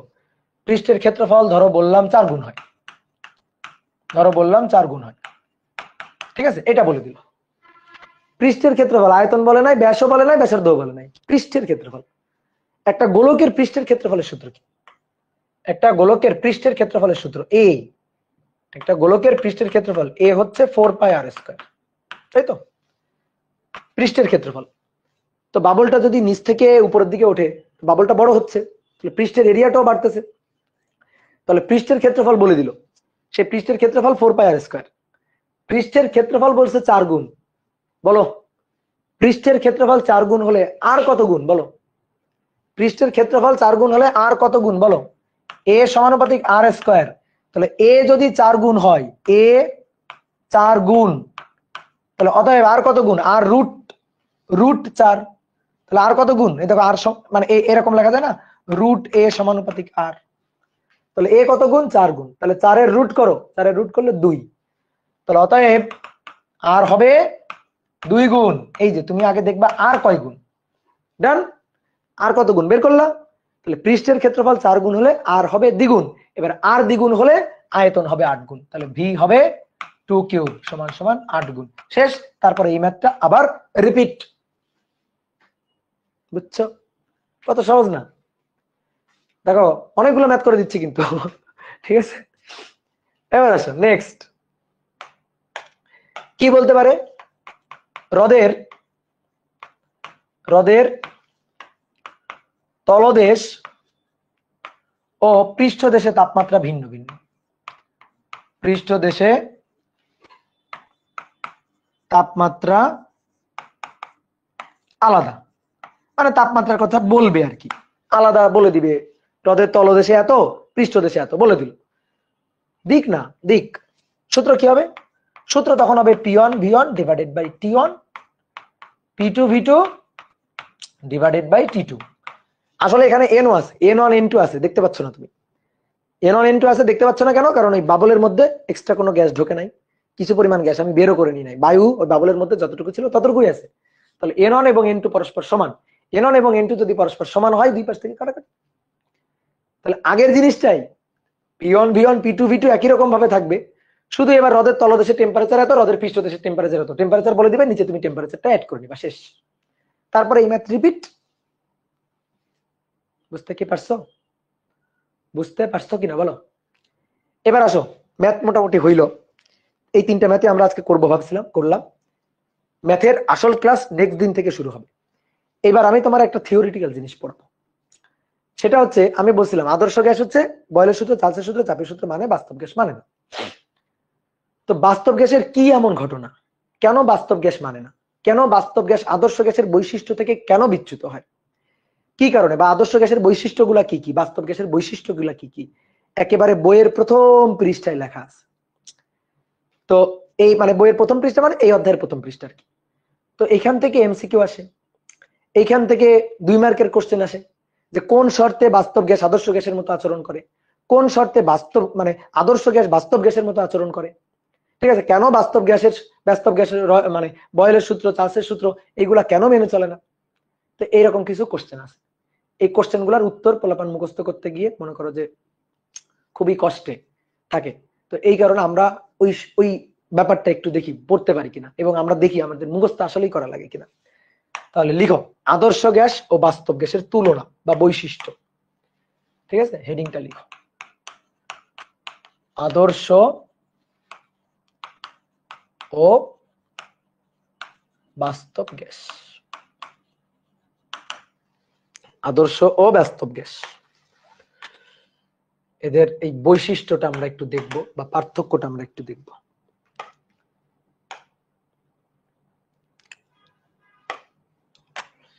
তাহলে বোর্ডকে মাঝখান দিয়ে 2 ভাগ করে ফেলি। হ্যাঁ, বোর্ডকে মাঝখান দিয়ে 2 ভাগ করে ফেললো। এই 1 ভাগ আদর্শ গ্যাসের জন্য আর 1 ভাগ বাস্তব গ্যাসের জন্য।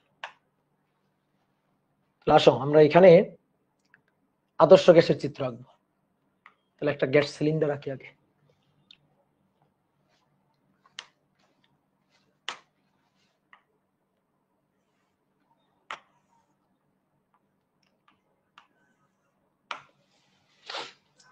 ধরো এই পাত্রটা বদ্ধ করে রাখা হয়েছে।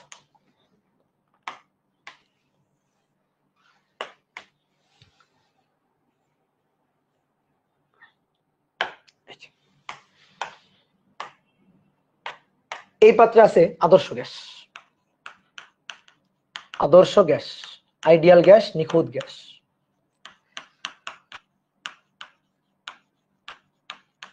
আর এই পাশে এই পাত্রে আছে বাস্তব গ্যাস, রিয়েল গ্যাস, বাস্তব গ্যাস, রিয়েল গ্যাস। ওকে, দেখো শোনো, জাস্ট চিত্র 2টা মাথায় রাখবা, সমস্ত বৈশিষ্ট্য সবই মাথায় থাকবে। চিত্র 2টা দেখো আমি আঁকতেছি এখানে। এই পাত্রে আদর্শ গ্যাস আছে, আদর্শ গ্যাসের অণুগুলা খুবই ক্ষুদ্র ক্ষুদ্র। এই যে আদর্শ গ্যাসের অণুগুলা খুবই ক্ষুদ্র ক্ষুদ্র, এই যে ক্ষুদ্র ক্ষুদ্র। কিন্তু বাস্তব গ্যাসের অণুগুলার আকার বেশ বড় বড়। এই যে এগুলা হচ্ছে বাস্তব গ্যাসের অণু।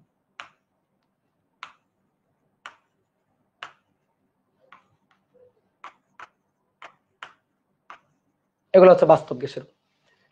ঠিক আছে, তাহলে এই পাত্রে আছে আদর্শ গ্যাস, ওই পাত্রে আছে বাস্তব গ্যাস। এই 2টা চিত্র তুমি মাথায় রাখবা, তাহলেই হবে।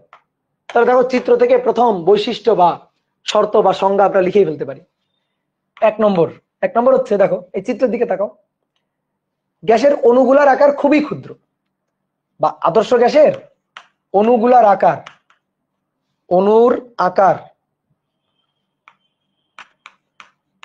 অণুগুলোর আকার খুবই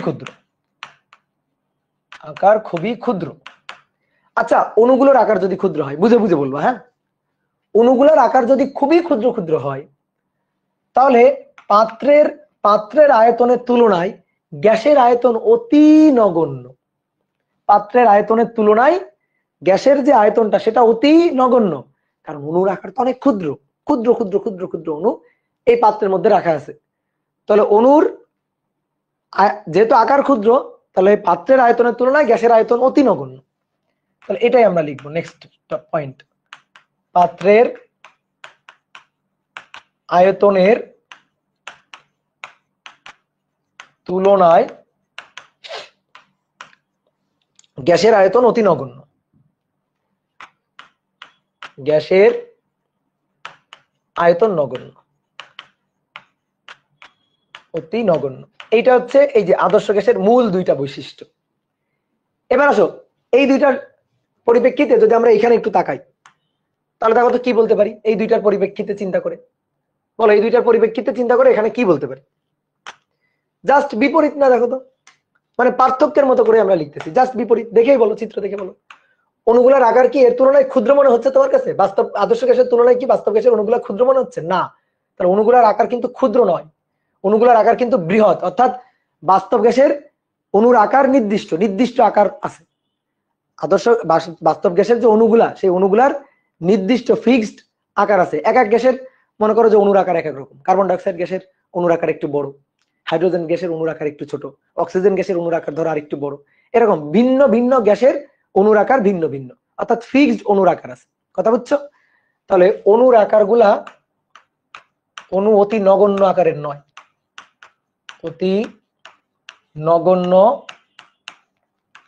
আকারের নয়। ভিন্ন ভিন্ন বাস্তব গ্যাসের অণুর আকার ভিন্ন ভিন্ন। দেখো আমি সব কথা লিখছি না, ছোট ছোট করে পয়েন্ট গুলা লিখতেছি, মূল পয়েন্ট গুলা। তাহলে 2 নম্বরটা বলো, পাত্রের আয়তনের তুলনায় গ্যাসের আয়তন ছিল অতি নগণ্য। তাহলে বলো যেহেতু অণুর আকার ক্ষুদ্র না, অণুর আকার ক্ষুদ্র না, তাহলে পাত্রের আয়তনের তুলনায় গ্যাসের আয়তন অতি নগণ্য না। পাত্রের আয়তনের তুলনায় গ্যাসের আয়তন অতি নগণ্য নয়। গ্যাসের আয়তন নগণ্য নয়। ঠিক আছে?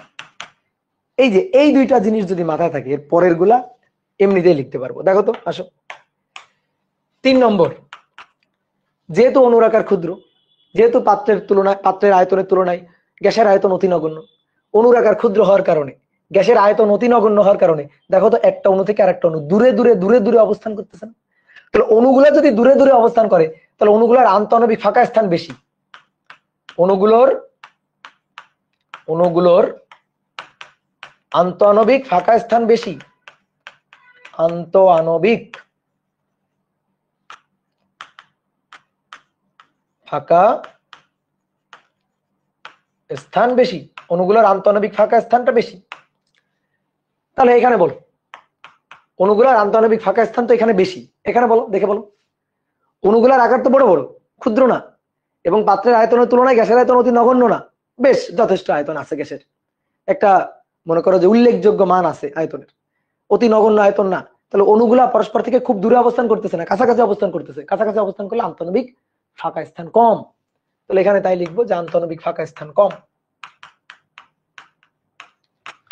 আন্তঃআণবিক ফাঁকা স্থান এক্ষেত্রে কম। এবার আসো 4 নম্বর, এখানে লিখি 4 নম্বর, আন্তঃআণবিক ফাঁকা স্থান বেশি, দুইটা অণুর মধ্যকার দূরত্ব অনেক বেশি, ফলে এদের মধ্যে ইন্টারকানেকশন কম। এদের মধ্যে যে আকর্ষণ ফোর্স, এই আকর্ষণ ফোর্সটা, আন্তঃআণবিক আকর্ষণ বলটা, এটা খুবই কম বা নেই বললেই চলে। দূরে থাকার কারণে, কাছে থাকলে থাকতো, দুইটা অণু কাছাকাছি তাহলে একটা আন্তঃআণবিক আকর্ষণ বল থাকতো, কিন্তু দূরে দূরে তো, এই কারণে আন্তঃআণবিক আকর্ষণ বলটা কম। তাহলে আন্তঃআণবিক আকর্ষণ বল কম, সংক্ষেপে লিখি আকর্ষণ বিকর্ষণ বল, আন্তঃআণবিক আকর্ষণ বিকর্ষণ বল কম। আকর্ষণ বিকর্ষণ বল কম বা নেই বললেই চলে, নেই বললেই হয়, নেই বললেই চলে। তো আমরা নেই বলবো, কিন্তু এর ক্ষেত্রে কি নেই বললেই চলে? না, আন্তঃআণবিক ফাঁকা স্থান কম, তার মানে আকর্ষণ বিকর্ষণ বল এক্সিস্ট করে। আকর্ষণ বিকর্ষণ বল এক্সিস্ট করে। এবার দেখো, এবারে পয়েন্টটা তুমি আমারে বুঝাই দিবা। এবারে পয়েন্টটা আমি লিখতেছি, তুমি আমার পয়েন্টটা বুঝাই দিবা। 5 নম্বর পয়েন্ট, অণুগুলোর কোনো বিভব শক্তি নাই। অণুগুলোর কোনো বিভব শক্তি নাই।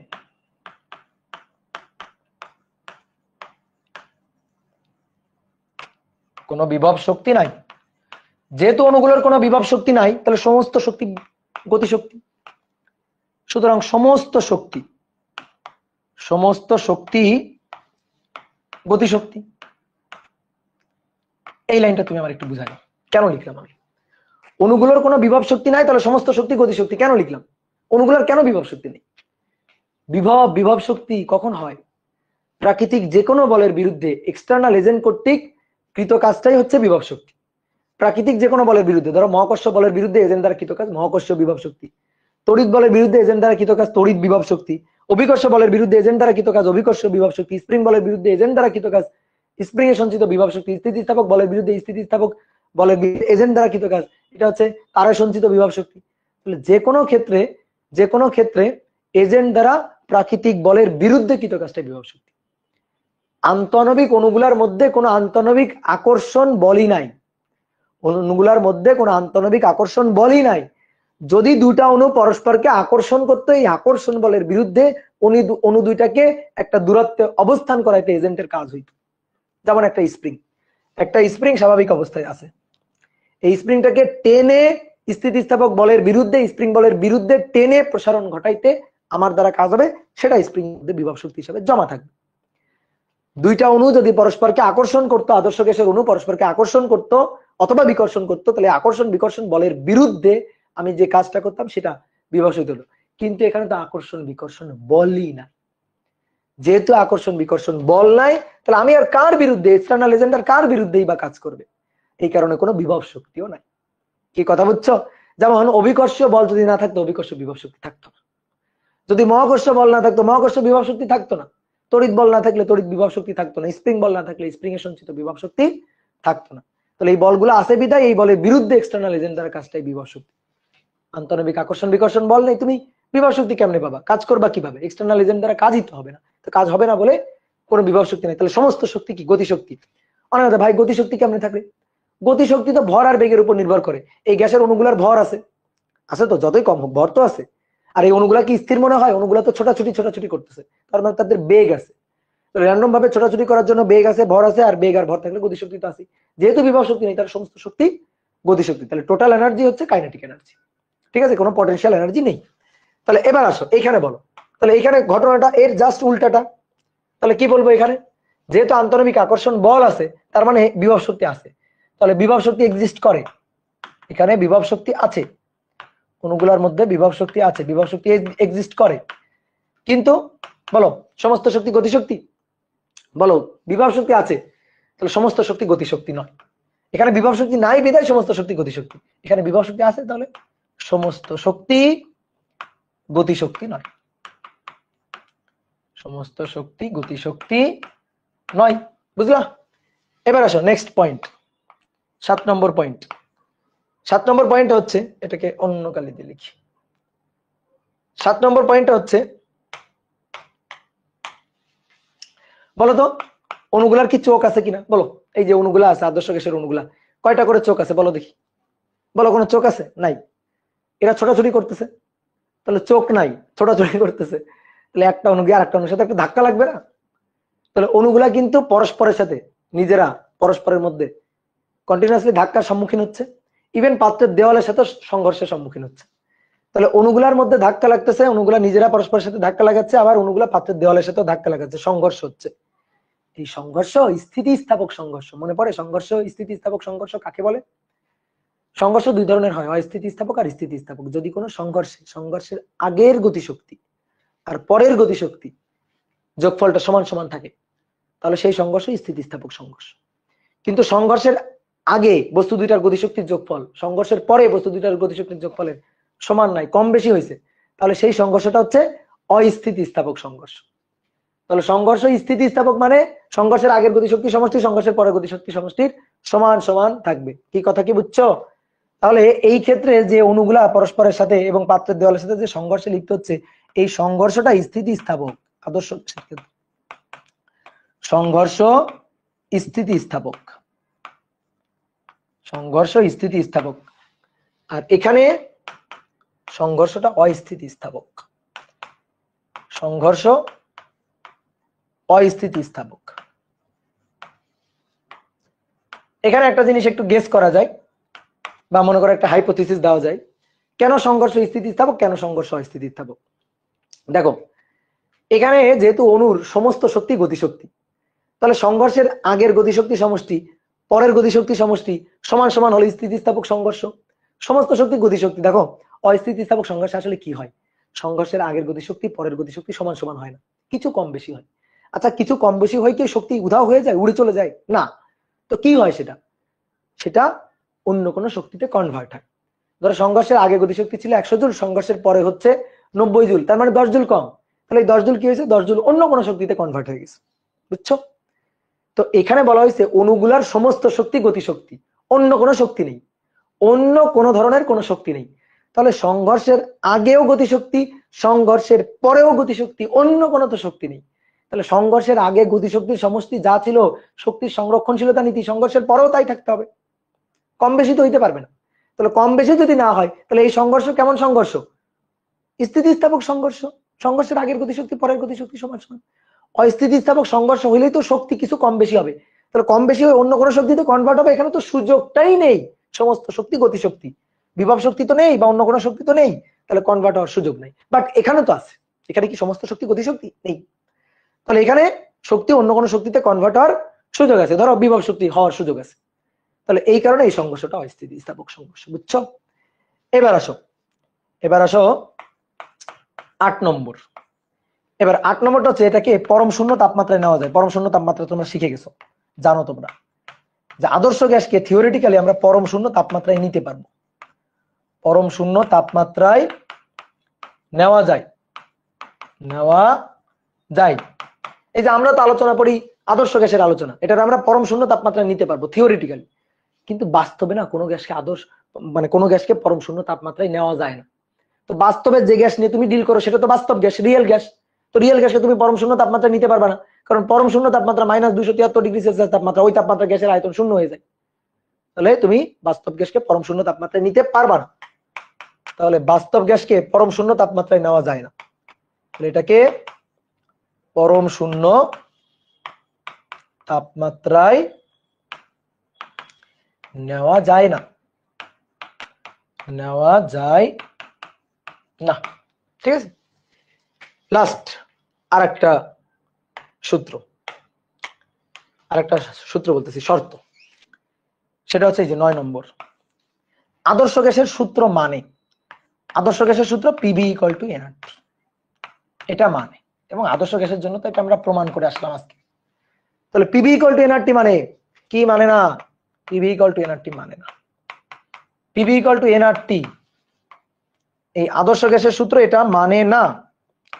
ভালো কথা, আদর্শ গ্যাসের সূত্র মানে না, তাহলে এখানে কোন সূত্রটা প্রযোজ্য হয়? আদর্শ গ্যাসের সূত্র পিভি ইকুয়াল টু এনআরটি মানে না, বুঝলাম। কোন সূত্র প্রযোজ্য হয়? ভ্যান্ডার ওয়ালস সমীকরণ, ভ্যান্ডার ওয়ালস সমীকরণ এইটা প্রযোজ্য হয় এখানে। ঠিক আছে, তোমরা দেখবা ভ্যান্ডার ওয়ালস সমীকরণটা তোমাদের বইতে লেখা আছে, যার সমীকরণটা একটু জেনে রাখবা, এর কোনো ব্যবহার নেই, ঠিক আছে, এর কোনো প্রয়োগ নেই। তাহলে আমরা জাস্ট সমীকরণটা জেনে রাখি যে পিভি ইকুয়াল টু এনআরটি মানে না, আদর্শ গ্যাস মানে পুরোপুরি মানে পিভি ইকুয়াল টু এনআরটি মানে, এ তো মানে না। তো এর ক্ষেত্রে কোন সূত্র প্রযোজ্য হয়?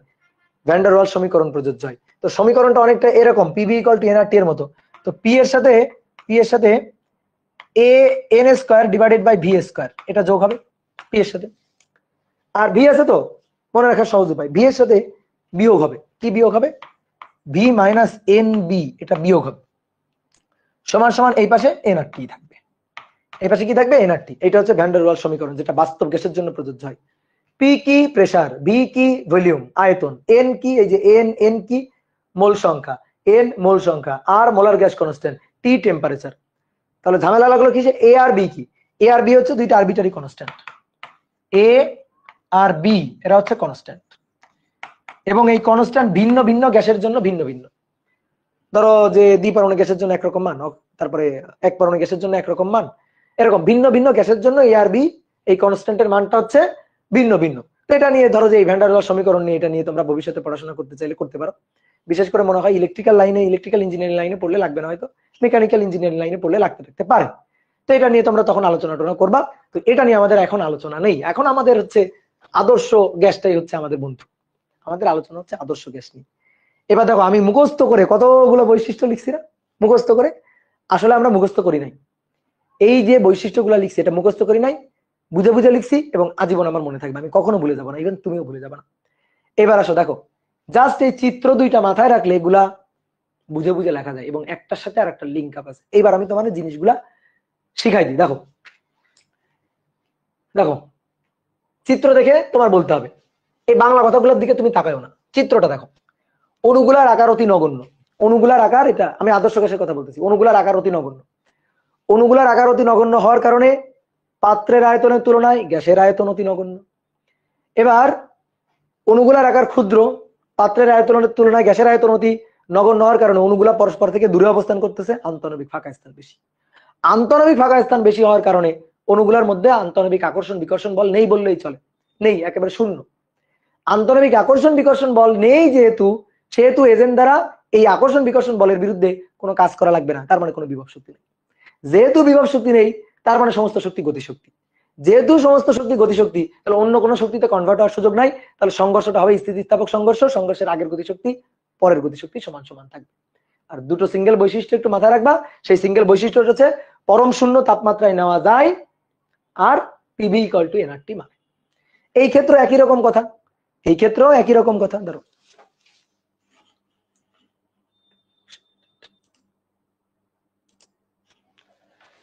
এই ক্ষেত্রে একই রকম কথা। তাহলে এই ক্ষেত্রে চিত্র দেখে বলবো যে অণুগুলার আকার, দেখো অণুগুলার আকার অনেক বড় বড়।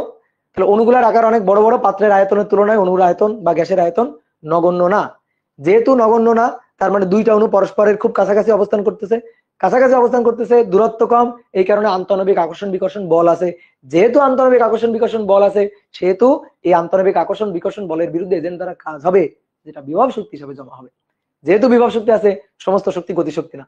যেহেতু গতিশক্তি আছে, মানে সমস্ত শক্তি গতিশক্তি না, তাহলে সংঘর্ষের আগের গতিশক্তি সমষ্টি সংঘর্ষের পরে গতিশক্তি সমষ্টির সমান সমান হবে না। অর্থাৎ সংঘর্ষটা কেমন হবে? অস্থিতিস্থাপক সংঘর্ষ হবে। আর পরম শূন্য তাপমাত্রা এটারে নেওয়া যায় না। আর একটা হচ্ছে সেটা পিবি ইকুয়াল টু এনআরটি সূত্র মানে না। তাহলে কোনটা মানে? ভ্যান ডার ওয়ালস সমীকরণটা মানে। এই তো কথা, বুঝছো?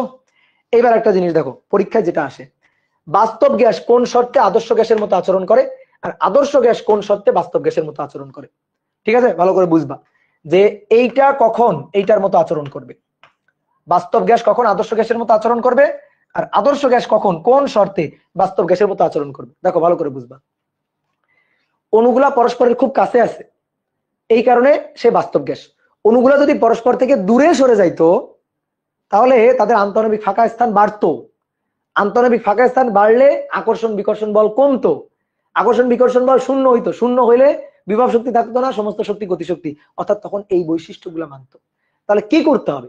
এই অণুগুলাকে কাছাকাছি রাখা যাবে না, আন্তঃনবিক আকর্ষণ বলের অস্তিত্ব রাখা যাবে না, আন্তঃনবিক আকর্ষণ বলকে নাই করে দিতে হবে। তাহলে অণুগুলাকে দূরে দূরে নিয়ে নাও, বাস্তব গ্যাসের অণুগুলাকে দূরে দূরে সরে দাও। কিভাবে? তাপমাত্রা বাড়াই দিয়ে। তাপমাত্রা বাড়াইলে অণুগুলা দূরে দূরে সরে যাবে। আর একটা কি কাজ করা যায়? চাপ কমাই দাও, এর উপরে যে চাপটা দেওয়া আছে প্রেসারটা কমাই দাও, প্রেসার কমাই দিলে অণুগুলা দূরে দূরে সরে যাবে। তাহলে তাপমাত্রা বাড়িয়ে প্রেসার কমিয়ে, তাপমাত্রা বাড়িয়ে প্রেসার কমিয়ে বাস্তব গ্যাসকে আদর্শ গ্যাসের মতো আমি আচরণ করাইতে পারবো। বুঝলা? তাহলে আমরা এই কথাটা লিখতে পারি, যেটা হচ্ছে নিম্নচাপ, নিম্নচাপ আর উচ্চ তাপমাত্রা। উচ্চ তাপমাত্রা দিলে অণুগুলা দূরে দূরে সরে যাবে, নিম্ন চাপ দিলে, চাপ কম দিলে অণুগুলা দূরে দূরে সরে যাবে। তাহলে নিম্নচাপ উচ্চ তাপমাত্রা অর্থাৎ আয়তন বাড়বে, সহজ কথা। এই শর্তে বাস্তব গ্যাস আদর্শ গ্যাসের মতো আচরণ করে। প্রশ্ন করছে কোন শর্তে আদর্শ গ্যাস বাস্তব গ্যাসের মতো আচরণ করবে? আদর্শ গ্যাসের অণুগুলার মধ্যে তো আন্তঃনবিক আকর্ষণ বল নেই। কি করলে আন্তঃনবিক আকর্ষণ বল জন্ম নিবে? অণুগুলাকে পরস্পরের কাছাকাছি নিয়ে আসতে হবে, কাছাকাছি নিয়ে আসলে আন্তঃনবিক আকর্ষণ বল জন্ম নিবে। কাছাকাছি কিভাবে আনবা? এটাতে প্রেসার ক্রিয়েট করো, প্রেসার দাও, চাপ দাও, অণুগুলা কম্প্রেসড হয়ে, গ্যাস কম্প্রেসড হয়ে অণুগুলা কাছাকাছি চলে আসবে। অথবা আরেকটা কাজ করো, তাপমাত্রা কমাই দাও, তাপমাত্রা কমাই দিলে গ্যাস ঘন হয়ে যাবে, ঘনত্ব বেড়ে যাবে, অণুগুলা কম্প্রেস, গ্যাসের অণুগুলা কাছাকাছি চলে আসবে, গ্যাসটা কম্প্রেসড হয়ে যাবে। ঠিক আছে? তাহলে আমি আমি এইটারে এইটা বানাইতে চাই, তাহলে কি করব? চাপ, চাপ বেশি দিব, উচ্চ চাপ। তাহলে আগে ছিল নিম্ন চাপ, এটা হচ্ছে উচ্চ চাপ। আর তাপমাত্রা নিম্ন তাপমাত্রা, তাপমাত্রা কমাই দিব, গ্যাস ঘন হয়ে এরকম হবে। তাহলে নিম্ন তাপমাত্রা। তাহলে এই শর্তে দেখো অনেকে মুখস্থ করে না বুঝে, আর মুখস্থ করে বলে ভুলে যায়, উল্টাপাল্টা হয়ে যায়। কিন্তু তুমি যদি বুঝে মাথায় রাখো তাহলে আর উল্টাপাল্টা হবে না। তাহলে নিম্নচাপ উচ্চ তাপমাত্রায় বাস্তব গ্যাস আদর্শ গ্যাসের মতো আচরণ করে, উচ্চ চাপ নিম্ন তাপমাত্রায় আদর্শ গ্যাস বাস্তব গ্যাসের মতো আচরণ করে। এখান থেকে এইগুলাই কিন্তু এমসিকিউতে আসবে। এবার এখান থেকে দেখো অনেকগুলা 2 মার্কের প্রশ্ন আসতে পারে। শোনো ভালো করে, 2 মার্কের প্রশ্নগুলো শোনো। ছোটবেলায় একটা জিনিস পড়ছিল না, কুমিরের রচনা? একটা গল্প পড়ছো না, যে যাই আসুক রচনা তুমি লিখে আসবা পরীক্ষায় কুমিরের রচনা। কি কুমির হচ্ছে খাঁচকাটা খাঁচকাটা। ধরো আসছে নদী রচনা, তাহলে তুমি লিখতেছো যে আমাদের গ্রামে একটা নদী আছে, নদীতে আছে কুমির, কুমির কি খাঁচকাটা খাঁচকাটা। কারণ তুমি তো শিখে গেছো শুধু কুমিরের রচনা। আসছে গরু, গরু নদীর পারে ঘাস খাইতেছে, হ্যাঁ নদীতে ছিল কুমির, কুমির কি খাঁচকাটা খাঁচকাটা। তাহলে যাই আসুক, ঠিক আছে, যাই আসুক মানে তুমি কি লিখবা, তুমি লিখবা খাঁচকাটা খাঁচকাটা। তোমার যদি অপূর্ব ভাইও আসে, ধরো রচনা আসলো অপূর্ব ভাই, তুমি লিখবা অপূর্ব ভাই রাজশাহী থাকে, রাজশাহী হচ্ছে পদ্মা নদীর পারে অবস্থিত, আর পদ্মা নদীতে কি আছে কুমির, কুমির কি খাঁচকাটা খাঁচকাটা। তাহলে যাই আসুক কুমির। ঠিক তেমনি যাই আসুক এই পৃষ্ঠা, এখান থেকে যাই আসুক বহুত প্রশ্ন আসতে পারে। কেমন প্রশ্ন? কেন বাস্তব গ্যাস বয়েলের সূত্র মানে না? কেন বাস্তব গ্যাস চার্লসের সূত্র মানে না? কেন বাস্তব গ্যাস আদর্শ গ্যাসের সূত্রগুলো মানে না? ঠিক আছে, কেন পিবি ইকুয়াল টু এনআরটি মানে না? এই যে প্রশ্ন, উত্তর একই। কিভাবে তুমি বলবা দেখো, উত্তর কিভাবে তুমি একই বলবা দেখো, বোর্ডে দেখো। বাস্তব গ্যাস কেন বয়েলের সূত্র মানে না? বাস্তব গ্যাস দেখো, বাস্তব গ্যাসের শুরু কি কবে করবা? বাস্তব গ্যাসের অণুগুলা পরস্পরের খুবই কাছাকাছি, অণুগুলা পরস্পরের খুবই কাছাকাছি, অণুর আকার অতি নগণ্য, এখান থেকে লেখা শুরু করবা। অণুগুলার আকার অতি নগণ্য, অণুগুলার আকার অতি নগণ্য নয়, পাত্রের আয়তনের তুলনায় গ্যাসের আয়তন নগণ্য না, অণুগুলা পরস্পরের কাছে থাকে, ফলে এদের মধ্যে আন্তঃনবিক আকর্ষণ বল থাকে, আন্তঃনবিক আকর্ষণ বলের জন্য বিভব শক্তি থাকে, বিভব শক্তি যেহেতু থাকে তার মানে সমস্ত শক্তি গতিশক্তি না, সংঘর্ষ হয় স্থিতিস্থাপক। এই যে যতগুলো বৈশিষ্ট্য আছে মোটামুটি লিখতে থাকবে। তারপরে লিখবা যে এই সকল বৈশিষ্ট্যের কারণে এর আচরণ আদর্শ গ্যাসের মতো নয়, আদর্শ গ্যাস যে আচরণ করে তার মতো নয়। আদর্শ গ্যাস হলে বয়েলের সূত্র, চার্লসের সূত্র, চাপের সূত্র মানতো, যেহেতু এর বৈশিষ্ট্যগুলা আদর্শ গ্যাসের মতো নয়, এই কারণে বাস্তব গ্যাস আদর্শ গ্যাসের সূত্রগুলা, বয়েলের সূত্র, চার্লসের সূত্র এগুলা মানে। ঠিক একইভাবে মনে করো প্রশ্ন এটা করলো যে ব্যাখ্যা, 2 মার্কের প্রশ্ন, ব্যাখ্যা চাইলো যে নিম্নচাপ উচ্চ তাপমাত্রায়, নিম্নচাপ উচ্চ তাপমাত্রায় বাস্তব গ্যাস আদর্শ গ্যাসের মতো আচরণ করে, ব্যাখ্যা করো। তাহলে তুমি কি ব্যাখ্যাটা করবা? নিম্নচাপ আর উচ্চ তাপমাত্রায় কি ঘটনা ঘটবে? এই চিত্রে নিম্নচাপ আর উচ্চ তাপমাত্রায় কি ঘটনা ঘটবে? নিম্নচাপ এবং উচ্চ তাপমাত্রায় বাস্তব গ্যাসের অণুগুলা পরস্পর থেকে দূরে সরে যাবে। দূরে সরে গেলে কি হবে? পরস্পর থেকে দূরে সরে গেলে, এই যে 3 নম্বর থেকে শুরু, পরস্পর থেকে দূরে সরে গেলে আন্তঃনবিক ফাঁকা স্থান বাড়বে, ফাঁকা স্থান যদি বাড়ে আন্তঃনবিক আকর্ষণ বিকর্ষণ বল কমতে কমতে নাই বললেই চলে। আর কি হবে? অণুগুলোর মধ্যে কোনো বিভব শক্তি থাকবে না, সমস্ত শক্তি থাকবে গতিশক্তি, এবং সমস্ত শক্তি গতিশক্তি থাকবে বলে সংঘর্ষটা হবে স্থিতিস্থাপক এবং একে পরম শূন্য তাপমাত্রায় নেওয়া যাবে। এটা তুমি লিখবা। তাহলে বাস্তব গ্যাসের উপর এই শর্ত অ্যাপ্লাই করলে তার বৈশিষ্ট্য হবে 3 নম্বর থেকে এই যে লাস্ট পর্যন্ত এই কটা, এবং তারপরে তুমি লিখবা তাহলে উক্ত বৈশিষ্ট্যগুলা আদর্শ গ্যাসের বৈশিষ্ট্য। তো বাস্তব গ্যাস তখন আদর্শ গ্যাসের বৈশিষ্ট্যগুলা মেনে চলবে, সুতরাং তখন বাস্তব গ্যাস আদর্শ গ্যাসের মতো আচরণ করবে। অর্থাৎ এখান থেকে লেখার পরে পুরো পরপর সবগুলা লিখবা। প্রশ্ন আসলো আদর্শ গ্যাস কেন, বা আদর্শ গ্যাস উচ্চ চাপ এবং নিম্ন তাপমাত্রায় বাস্তব গ্যাসের ধর্ম মেনে চলে, বাস্তব গ্যাসের মতো আচরণ করে, ব্যাখ্যা করো। তাহলে তুমি কিভাবে ব্যাখ্যা করবা? দেখো কিভাবে তুমি ব্যাখ্যা করবা। ব্যাখ্যা করবা এভাবে যে উচ্চ চাপ এবং নিম্ন তাপমাত্রায় আদর্শ গ্যাসের অণুগুলা পরস্পরের খুব কাছে চলে আসবে, গ্যাসটা ঘন হয়ে যাবে, পরস্পরের খুব কাছে চলে আসবে। কাছে চলে আসলে আন্তঃনবিক ফাঁকা স্থান যাবে কমে। 3 নম্বর থেকে শুরু। আন্তঃনবিক ফাঁকা স্থান কমে গেলে আন্তঃনবিক আকর্ষণ বল জন্ম নিবে, আন্তঃনবিক আকর্ষণ বিকর্ষণ বলের এক্সিস্টেন্স থাকবে, ফলে তাদের মধ্যে বিভব শক্তি থাকবে, সমস্ত শক্তি গতিশক্তি হবে না, সংঘর্ষটা হবে অস্থিতিস্থাপক সংঘর্ষ, এবং তাকে পরম শূন্য তাপমাত্রায় নেওয়া যাবে। ঠিক আছে, যে সরি পরম শূন্য তাপমাত্রায় নেওয়া যাবে না। তো এই সকল বৈশিষ্ট্যগুলা হচ্ছে বাস্তব গ্যাসের বৈশিষ্ট্য। তখন তুমি লিখবা যে এই শর্তে বাস্তব আদর্শ গ্যাস বাস্তব গ্যাসের বৈশিষ্ট্যগুলা মেনে চলবে। তাহলে সুতরাং তখন আদর্শ গ্যাস বাস্তব গ্যাসের মতো আচরণ করবে। কি বুঝছো? তাহলে এই হচ্ছে ঘটনা, এইটাই হচ্ছে ঘটনা। তাহলে এখান থেকে তুমি এবার জাস্ট খালি বইয়ের প্রথম 2-3 পৃষ্ঠা পড়ো, দেখো কিচ্ছু আর তোমার আটকাবে না, মনে হবে এগুলো সব মুখস্থ এবং আজীবন ধরে মুখস্থ থাকবে। বুঝলা? ঠিক আছে, যাই আসুক লিখবা যে অপূর্ব দাদা খাসকাটা খাসকাটা, হ্যাঁ লিখবা। তাহলে যাই আসুক এই পৃষ্ঠা, এখান থেকে 2 মার্কের প্রশ্ন, যাই আসুক এই পৃষ্ঠা লিখবা। দেখো 1 মার্কের প্রশ্ন, 2 মার্কের প্রশ্ন, এগুলাতে একটু জোর দিও। এগুলা যে তোমরা কি লিখো, কি যে জঘন্য জিনিস লিখো, আমি যখন খাতাগুলা দেখি আমার অফলাইনের,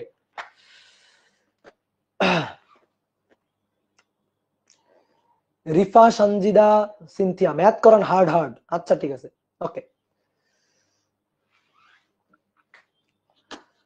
তাহলে আজকে আমরা এই পর্যন্ত পড়ি।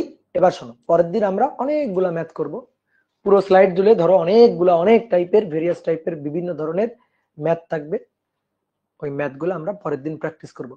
তো তোমরাও একটু বই খাতা উল্টাই পাল্টাই দেখো, বইতে কি কি ম্যাথ আছে দেখো। বইয়ের ম্যাথ গুলো তোমাদের কাছে পানি লাগবে, বুঝছো?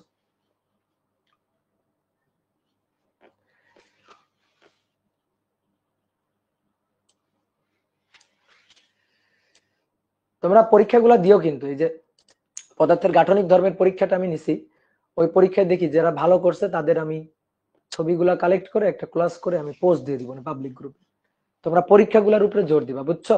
দেখো পড়া, ধরো যে ক্লাস নিলাম, হ্যাঁ খুব ডিটেলস পড়াইলাম, কিন্তু তুমি খাটাখাটনি করলা না, তুমি এইগুলা রিভিশন দিলা না, তুমি পড়লা না, ক্লাস জমায় রাখলা, ঠিক আছে, তাহলে কিন্তু কোনো লাভ নাই। বলো কি বুঝতে পারছো না বাঁচতে পারছো? বলো বাঁচতে পেরেছো না বুঝতে পেরেছো, কি করছো বলো? তাহলে চলো যাই, আজকে যাই। তাহলে নেক্সট দিন তোমাদের সাথে দেখা হচ্ছে কবে? প্রোগ্রামের পরে দেখা হচ্ছে। আমি অবশ্য 4 তারিখে 3 তারিখে যাব ঢাকা। তাহলে বৃহস্পতিবার তোমাদের অপর ভাইয়া ক্লাস নিবে, বুঝছো? বৃহস্পতিবার নিবে অপরের ক্লাস, দেন তাহলে আমি আবার নিব হচ্ছে মঙ্গলবার। ঠিক আছে, রুটিনটা ওই আগের মতোই থাকবে, রুটিনটা ওই আগের মতোই থাকবে। ভাই এই চ্যাপ্টারের উপর কয়টা ক্লাস লাগবে? এই চ্যাপ্টারের উপর ধরো যে লাগবে 7টার মতো তো লাগবেই, 7টা 8টা তো লাগবেই। ঠিক আছে।